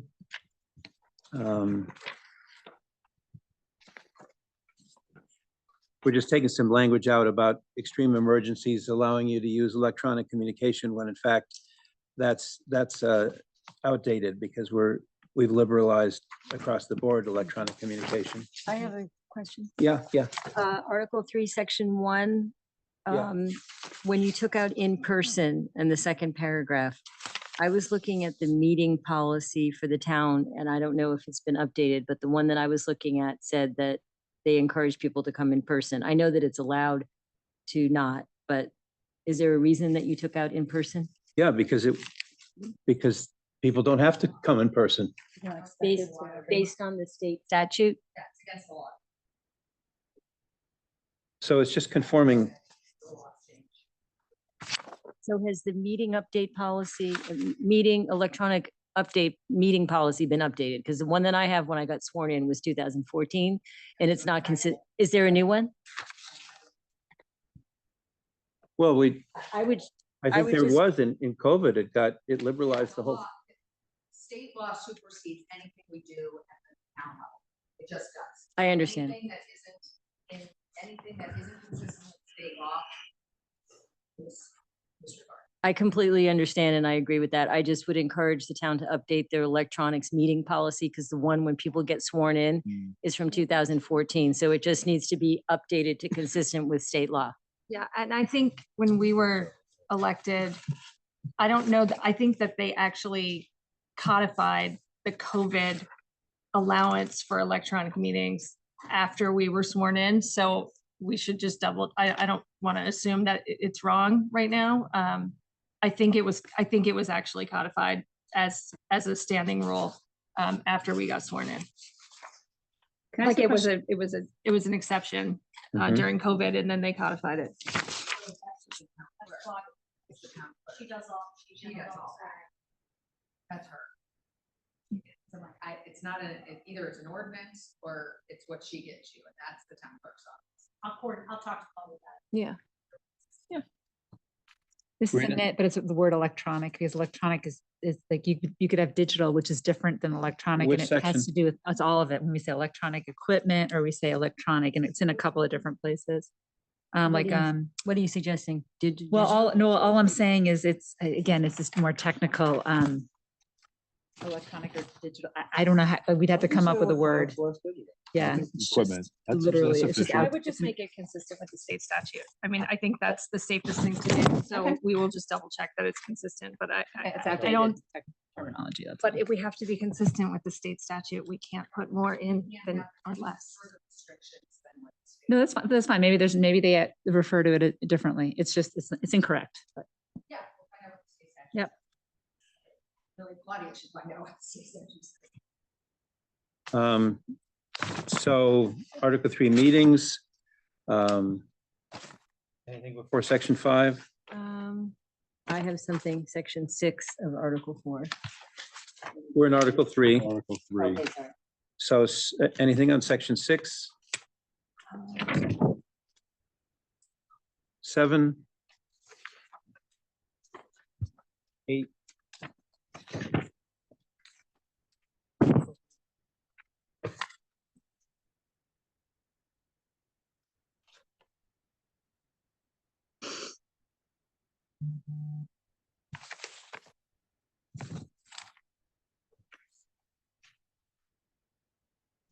You good?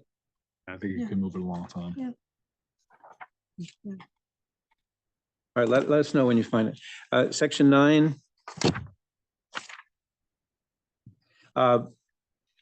Just want to point out that the sense of the committee was that partly for privacy reasons, instead of each speaker must state his name and address and identify whatever, this would no longer require the speakers to give their address, but simply each speaker must state whether he or she is a resident of New Canaan.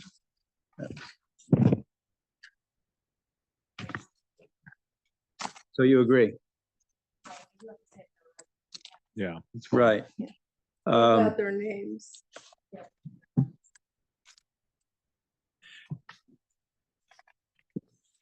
And then, so is there anything before board ethics? I found it. Okay, Okay, so Article 4 meeting, section 6. we're not there yet. I'm sorry, Article 3 meeting, sorry. Okay. Section 6C. Section just- 6B. C. I just wanted to suggest that refer to the code of ethics, it's referred to differently in the document.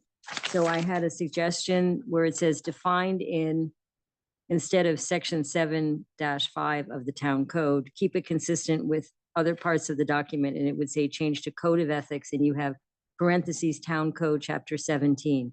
That just makes it consistent with section 5. I can hand this to you, Tom, after the meeting. Yeah. It's just to keep the document consistent. This is not a perfect document, so I'd really rather only deal with things that are inaccurate. Section 8. What we're doing is changing when there is a missed deadline. We're saying that that's okay if meeting the deadline if it's reasonably practicable. Currently, it says when possible. That's a Sorry, where's this starting? so in 8A. 8A, thank you. You have to do certain things within 5 days, calendar days, when reasonably practicable. It's just a little more change, and then B changes another deadline from 48 hours to 20. Is that right? Christina went from 48 hours to 24? What? 8B. Or is that new? Is the 24 hours a new? Anyway, Just 24. if there's no objection that we don't we don't have to recreate the history. Whatever the council feels comfortable with. I thought it was 24 hours, but. Okay. So now, so I think we're to the board ethics, and there were two types of changes. Actually, it might make sense to start with with section 2. And this isn't set in stone. We can come back and revisit this. And there's a thought that one of the things we need to do is to talk about what the consequences of breaching these requirements would be. And I ultimately would like to raise the question of whether some of these things even should be under the heading of ethics, or whether they're just rules of conduct. But anyway, for now, we would say that whenever a member makes a public, this would be brand new. Whenever a member makes a public statement on an issue relating to town government, other than a meeting of the council or a committee or subcommittee thereof, the member shall make clear that he or she is not speaking on behalf of the town council, and we might be revisiting that in the future, but that would be where we would come out for now. And then before that. John Cruz actually did that this evening. What's that? John Cruz actually announced that he was speaking for himself. Yeah. Right, so. And a public statement can be defined as, it's pretty broad, right? Very broad. Yeah. So in other words, Just when we about write a anything you letter can to the think- editor, we don't say, Penny Young, Town Council. No, that's not what this says. We actually, in the committee discussions, we figured out that saying that you're on town council may actually be an advantage to the listener. It's a public service to let them know who you are. But what you're going to say is that you're not speaking on behalf of the town council. Okay. Which I think is a more powerful. Agreed. Agree. That's why when I posted that comment on the New Canaanite about this meeting, at the end of my full disclosure, this is the chairman. Yes. So someone knew Right. it wasn't some Yahoo just making a Exactly. comment. It was helpful. No, you're still I told big time. Just for your hour, yeah. Hard. We claim, on behalf of council, I'll claim you as a member, Exactly. as a Yahoo. So, and then in section 1, we've just sort of bolstered it by saying that some of these requirements, like conducting themselves in a respectful, collegiate manner, and we're trying to say at all times is new. And C, represent the entire community with integrity. So there's some strengthening here. Yeah. And then we've recognized Christina A. Ross is now the vice chairman and secretary, not Penny Young. And that would wrap it up. So I'd like to go back to Article 1, Section 5. yeah. Where it says, third line down, of ethics, and the council shall elect officers from its membership, including a chairman, a vice chairman, and a secretary. We used to say with a second vice chairman and a secretary. Well, what I've attempted to do here is to go back to the current rules that were adopted in 2022. And the last sentence says, the council may determine that the secretary shall also serve as vice chairman. So doesn't that accomplish what you were hoping it would? Well, it's not clear here that it was changed or how it was changed. Well, the point is that we decided not to change it. So this is just the original. This takes us back to the original, except for the, words like organizational or capitalizing the word officers. Those are just, wording changes. But the whole idea that the secretary can also serve as the vice chairman is the main idea, and it preserves that. Years ago, there were 3 separate titles. There was not a second vice. Well, I appreciate that, but No, this is where the committee came out for now. Statement. It's Yeah. Not that you're gonna change it. No, I'm just trying to wrap this up. So,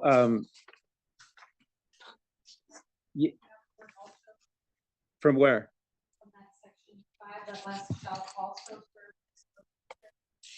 Yeah, that's deleted.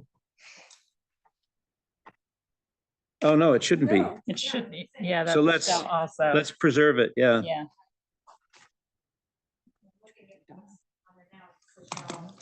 Yeah, that's the redlining. So wait, so in addition to being the secretary or instead of being, like, I guess I'm not clear on that. In addition to.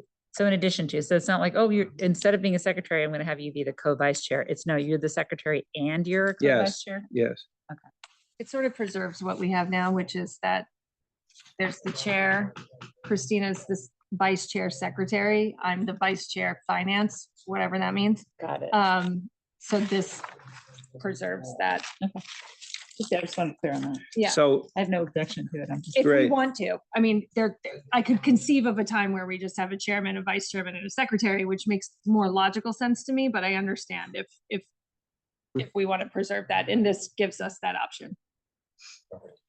So, so if it's all right, the few language changes that we really, I think I said no objection. If there's no objection, we'll reflect those. But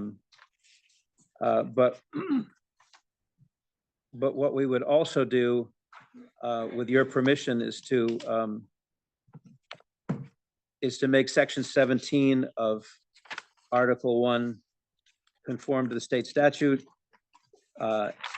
And we would also check out the use of the word electronic and apply the correct nomenclature. Yes, but before we approve anything, I need to see that whatever wording you put down, that we agree on it. Oh, yeah, Okay. sure.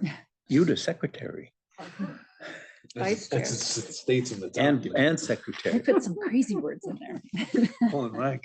All right, so with We'll those, just be referring to the chairman as Yahoo from now on. Make sure that's. That'd be funny. so with those caveats, do I have a motion to approve the changes to the rules of town council as proposed? Well, wait. Hold on. We could do a motion and just open it up for discussion. Yeah. Well, what's the, That section 18 needs to be clarified, that you're also withdrawing that from. No, we're going to talk about that separately. So what you're going to approve in here doesn't touch section 18 right now. Doesn't touch 17 or 18. I didn't say that. nothing to 17 with respect to just double checking the conforming with statutory language and then I guess to the electronic digital. Yeah. I got lost. Section. 17 is the salary. So Oh, no, section 17. We're going to review that before we finalize Right, this. yeah. What I'm saying is that section 18, we're going to deal with that tonight, Okay. but in a separate resolution. Right. So do I have, So let's let Tom, you want to make the motion? and we so can I'll make a motion that we approve the rules of the town council changes as proposed by the bylaws and ordinances committee. But reflecting the additional changes mentioned tonight. and the caveat on section Well, Excluding section 18. no, I don't have to say that because this draft, Retains it. oh, wait a minute. Yeah. I have to say with the. So to approve the changes recommended by bylaws and ordinance committee as reflected in the proposal dated June 16th, 2025. So that retains the section 18. It's in here still. And then would you just say 17 contingent on approval of refined language? Well, not contingent on, but no, excluding section 17 pending, we can approve section 17 later. so we won't deal with section 17 Right, tonight. right. That's fine with me. But we're gonna leave it the way it reads in here, right? No. Oh, boy. Well, then we have to amend it. I mean, this is either the governing document or we don't have a governing document. So, Well, right, so if you have, I hear what you're saying, Tom. If we're gonna vote on approving a document, then it needs to be the document we're approving. And if we're leaving a couple of provisions like 17, really does need further review and refinement potentially. And also, I think 18 we're gonna have separately, and then there was one other provision about something with digital. flush. I don't know where that. Yeah, yeah. Well, how about this then? How about we defer acting on this and we'll just take a quick vote at the next I think that's a meeting? better way to handle it, Tom. So it's not piecemeal. Section 17 should read as original, the compensation for the town clerk and the treasurer. And it should also be the Well, first selectman and the selectman. how about if can you email that to me? Yeah. Because we're gonna just table this. We're gonna have to, Fine. which is fine because Done those two positions. We don't do the selectmen, the Board of We Finance agreed, does. we agreed that this provision would only apply. Okay, got it. Yes, we have So done in the what we'll past. do is then, because we're at the 1 yard line, and this has been This is great the work. first one but right it- here, It's a the couple first little the finance slight one. tweaks. I think that's did what it we need to do, with, and then we'll have a Kevin. final for a vote in July. Okay, All right, so Yeah. why don't we leave it at that? Okay? yeah, Tom, yeah, And yeah. then really, Tom Hillary, awesome work. Great job. Really, it's a ton of work on a lot of issues. Yeah, Yeah. we'll bring it back for a final vote. All right, so moving forward with committee reports, agenda item number 7. Does anyone have a committee report? We can handle it that way. Just to clarify what we just did and didn't know. We are not going to discuss section 18 tonight. Is that then the case? I'd rather not, given the fact that everything else is. Okay. Let's shelve that. With reference to section 18, the MOU that's in the website is totally wrong. This is the pass it around so everybody has it to read. Yeah, okay, that's fine. So why don't you just state that it doesn't affect anything we're doing right now. So why don't you tell them what you just said to me, Christina? Get rid of it. Okay. Yeah. Just for everybody's reference, the MOU that's on the website is incorrect. Which website? The town website and in our tablets. So this is the actual MOU that was signed by the town, the first selectman and the library for everyone's reference. Should that be corrected online? Oh, yes. Just be I updated. sent it to Tucker and I'm sure it'll be updated. Yeah. I know. Yeah. So. I have all the revisions if you want them all. Oh, I have them all too. Committee reports. Does anyone have anything they want to talk about rather than go down? Well, let's just say that I think we'd all love to have more consideration of leaf blower stuff, but I don't have any, right now I don't think we have enough focus I just want everybody to know that we don't have a meeting on the calendar yet to take the next step on leaf blowers. I think that's okay, but I wanted everybody to know that. Yeah, I agree, Tom. Look, I think that I've been using this. So to speak, it's like breaking a plane of glass. There's fissures now that are popping up everywhere on this issue, enforcement and everything else. I think it's far more complicated than I had anticipated. I think it's going to require more meetings, more discussion, more input from the town, which is a process that will play out for a little while. This is not anything that can be implemented anytime soon, in my estimation. And perhaps we're all maybe, coming to that conclusion based on what we're hearing. So right now, we do have some other things on, bylaws and ordinance where we need to conclude. So let's just think critically about the next step for a further discussion, whether that's maybe in a B&O or not, because I think we'd have to give B&O some direction before they can really even do anything about approaching language that maybe could be a compromise. So. Mike, I love that you give us that direction, you give us that feedback. I mean, I think that's inappropriate from your seat to kind of like take what happened here. There were some emotions here tonight. There was some feedback. There were some perspectives from different angles of X and Y and leaf blowers too. This is my business. I think that's extremely appropriate, and I feel like you leading that charge and getting that feedback and organizing us is excellent. Thank you. Thanks, Luke, for saying that. Can I say one Yeah, Hillary, go update ahead. from bylaws and ordinances too, is that we discussed e-bike potential e-bike regulations. What we learned from the chief and from Dr. Lutzy and from Greg Riley, who was the grant writer for the town, was that the town was awarded a $5,000 grant to look into education programs for kids that ride e-bikes.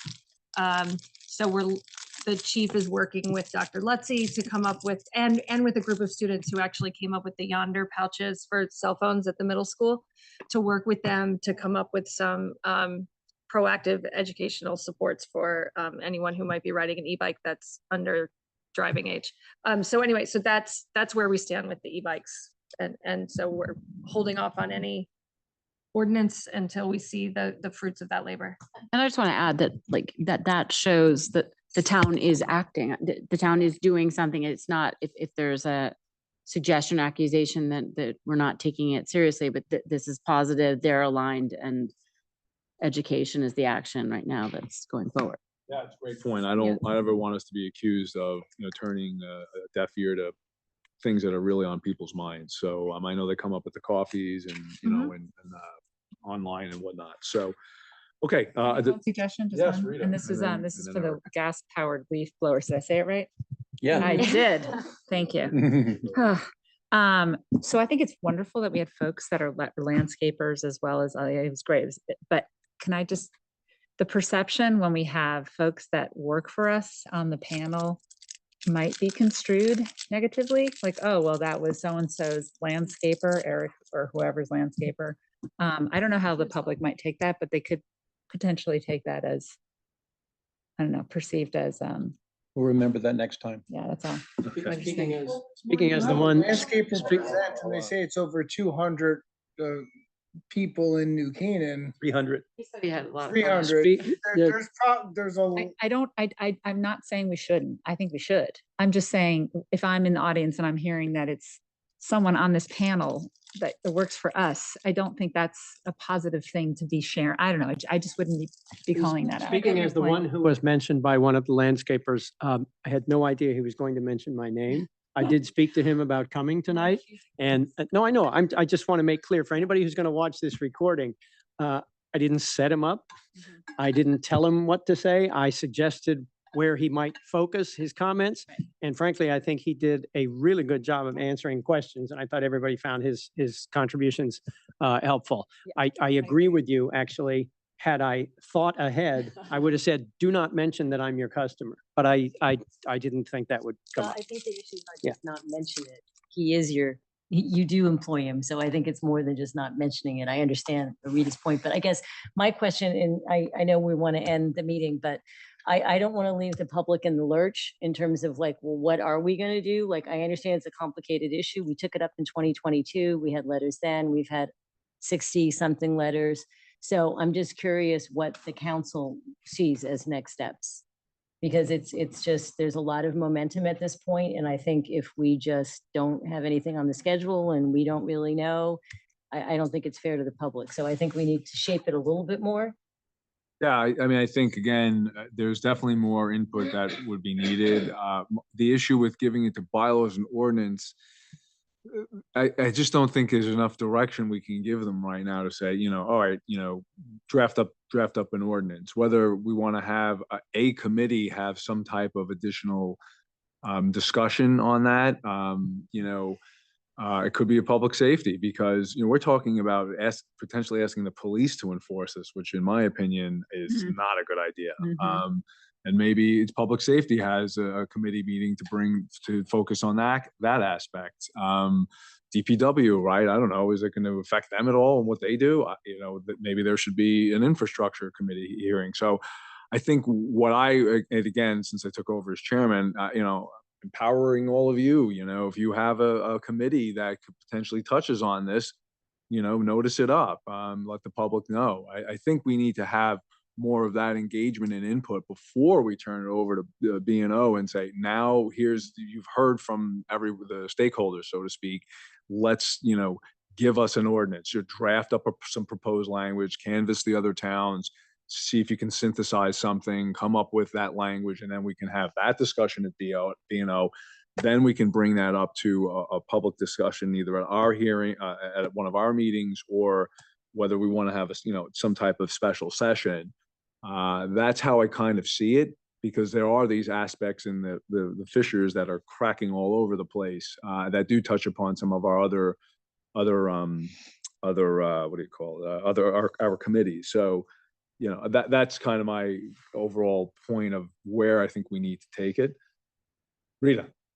I'm sorry, did you want to go? No, first? no, go ahead, Rita. Okay. I didn't see you, Janet. This is more just like procedure, right? So if we, so in business, I would be like, okay, we need to do a task force, which is a finite, like you get a bunch of people from cross-functional group of people that would like attack this problem. It's finite. They would be disbanded after it was done. So it's not like a permanent thing, but just like you form a task force and they would figure out like a process for attacking that situation or that problem. How does that work here?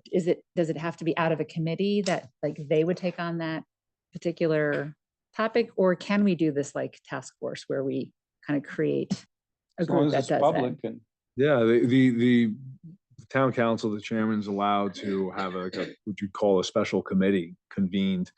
And that could be, you know, some people up here, we could invite, some members of the public to be a part of that. And as Tom said, we can have, you know, so long as it's being publicly noticed and people are invited to, attend, it could be handled potentially that way. It's something that we can really look at. So so to Kim, to your point, it's like, oh, so what are we doing? We're walking out of here and then what? You know, like right now there's what's next.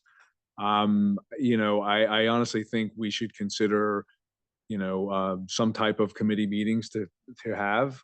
We can put this on for our agenda in July. As part of what we call, like, in the legal world, like a status conference, like where are we at? Where are we going next?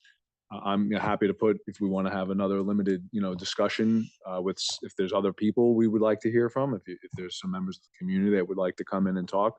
So we could at least put this issue on again for our next meeting in 30 days, which I think is at least some type of a backstop. In the meantime, if anyone wants to get creative with their committee, we can do that. Penny, I'm sorry. Are there overlaps of this issue into various committees that are already in existence on the council? Because if there are overlaps, maybe you take one person from each of those three committees and form your task force. Like conservation, Yeah. public safety and bylaws and ordinance. Well, infrastructure could be too, because DPW. Be doing on those little sections, little, big, whatever, those sections, and form a task force to do an in-depth study of those particular subsections and come up with a report. Infrastructure could take DPW, conservation could take the pollution aspect. That's, it's Is the interesting. You When also you have the mentioned- Department of Health. Is the DPW aspect to see like how the town would play in it? Like, are there times that they would be, encouraged not to use? Is that why the DPW? I suggested that only because we actually employ a lot of people that are doing just exactly what we're like talking about here. So I think getting that input would be really Yeah. interesting, in my opinion. I would, just personally, I would go at it a little differently. I'm feeling this tug to have a sort of strategic focus. And I might as well spell it out. I mean, I think that the handwriting is on the wall here, that there seems to be pretty much overwhelming support for a summer ban. And that why don't we get 3 or 4 people together and say, let's explore, What did you say? I don't know that that's true. I'm talking about among the people in this room, but Thank you. I think that the idea of checking the consequences of an action, I think sooner or later we're going to have to know what the action is in order to go and check all the consequences. And to me, the first step would be to have maybe a task force, or maybe it's the executive committee or whatever, but somebody that comes out and says, look, let's focus our energies on an interim compromise step of a summer ban and study that. We don't have to commit to it, but I think it would inform everybody, because what I sense tonight is that 2/3 of the discussion was would be irrelevant if you have, if you're only going for a summer ban, because everybody was talking about gas versus, electric in the fall. And I don't hear a great amount of support for regulating fall as a first step. So if we could take that first step and say, let's focus on a commercial ban in the summer. And I if, think we need to stop using the word ban. Yeah, like Ban a is regulation. negative, So Yeah. you say ban, and give me the word. I agree with you. It's Say a re- restriction. I'm telling you right now, I'm a solution person. A solution person doesn't use negative words towards somebody. And a ban means you're putting somebody out of the box. Right. Okay, you're putting Regulation. somebody in the penalty box. So maybe it's an adherence or a modification. Restriction.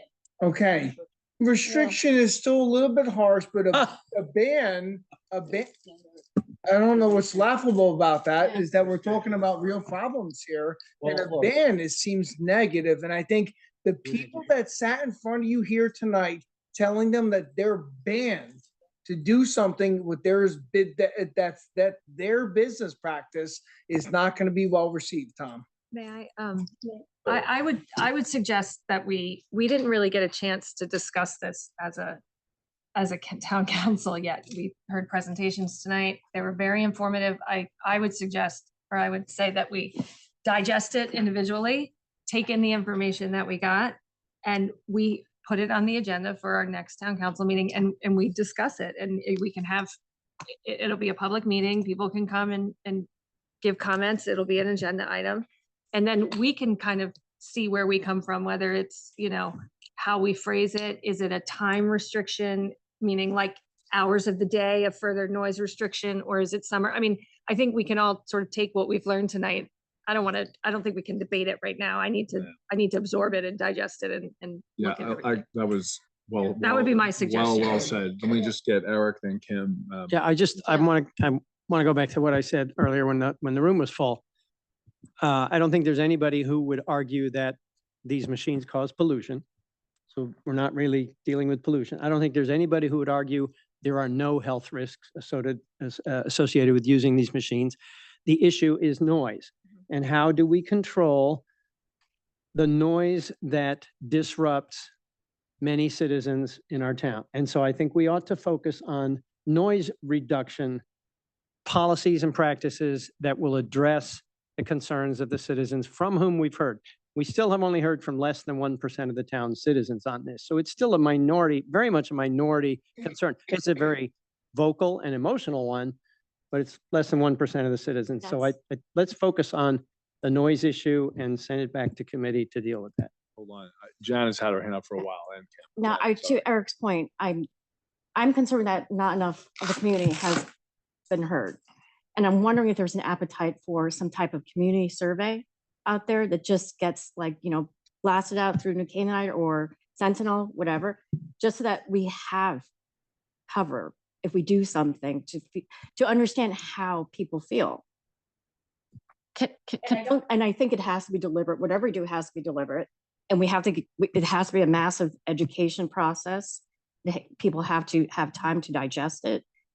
And so I do think that we should do something, but it has to be deliberate. And I do think we need input from the community. Can I just respond to that one, the one to Janet? I'm just responding to this. Let Kim go in. Sorry, I have to, Okay, I just want to respond to what Luke and Tom said. The bans, unfortunately, that's a kind of a common vernacular that many towns use. But I agree, it's not a great term. But I do agree with Tom strategically. I think it would save us a lot of time to look at what are the consequences. It seems like of a seasonal ban, it seems like the appetite for most people is the compromise solution, the seasonal ban. So for someone here to do some research and come back and say, who would enforce it? Would it be the police? Would it be a blight officer?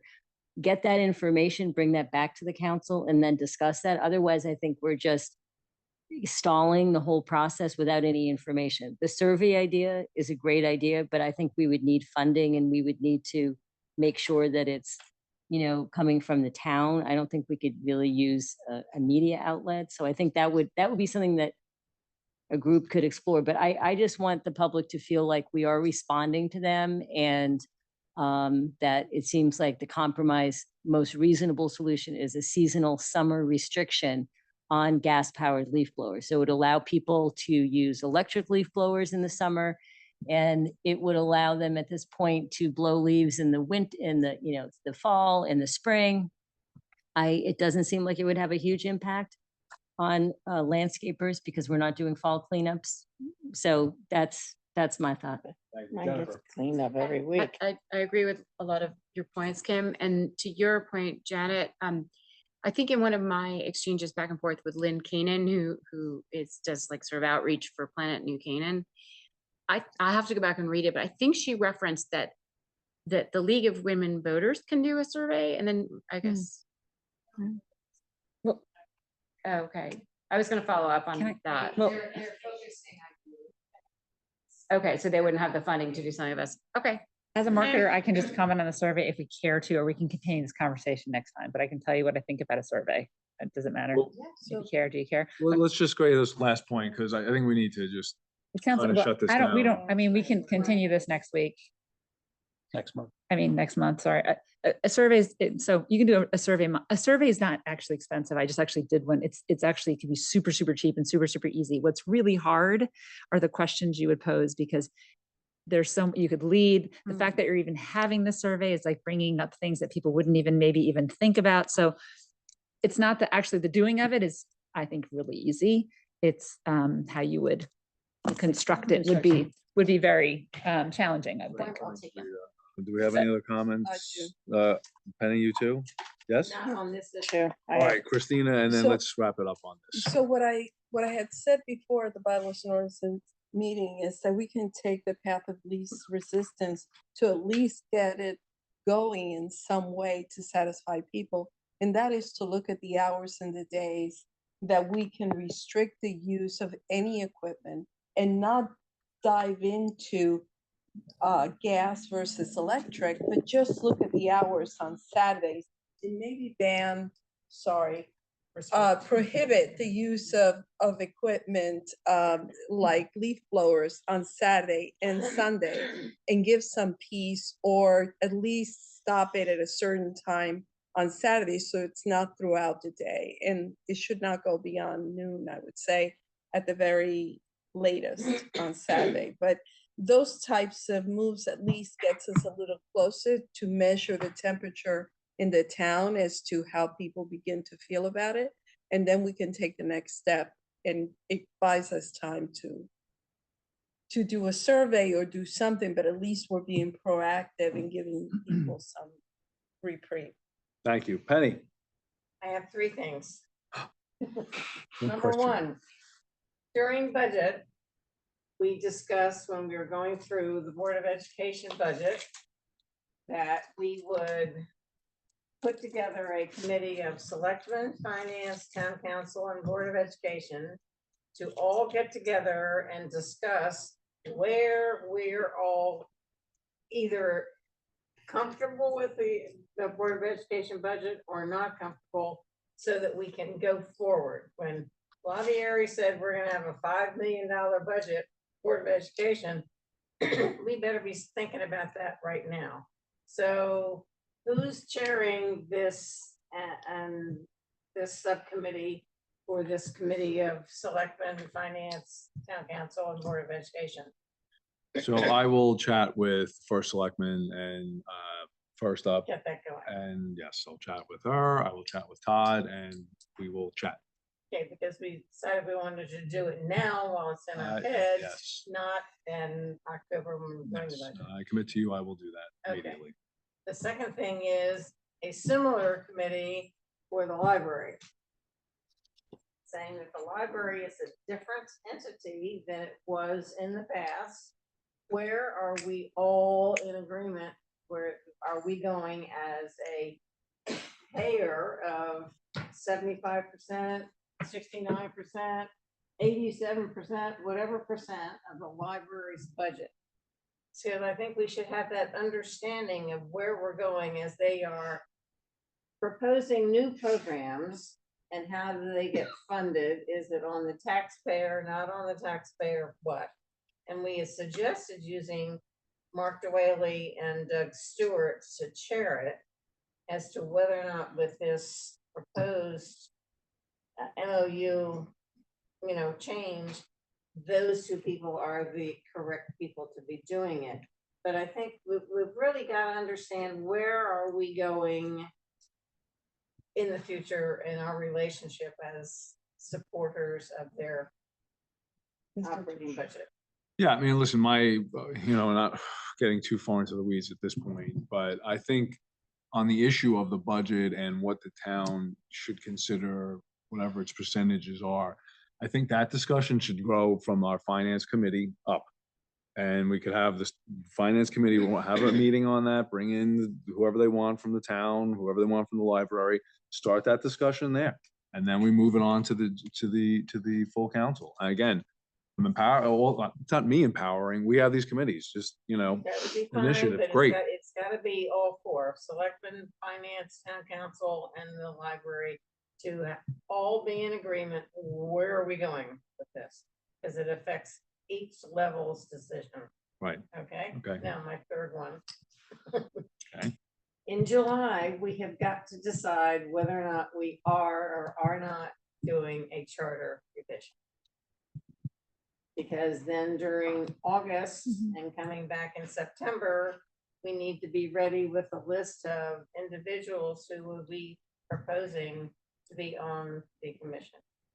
Okay, so we definitely need then on our agenda for July, a discussion on whether we will move forward with a review or not. Okay. and Because who then that will, leads Who leads that discussion? I think we have this discussion. We've had our, input. It's time for us to make the decision, and that's our discussion for, on. Okay, so it'll be on the agenda for July. Yes. Thank you. I'm finished. Anybody else? Nothing, motion to adjourn tomorrow. Luke seconds, all in favor? Aye, thank you, everybody. Thanks.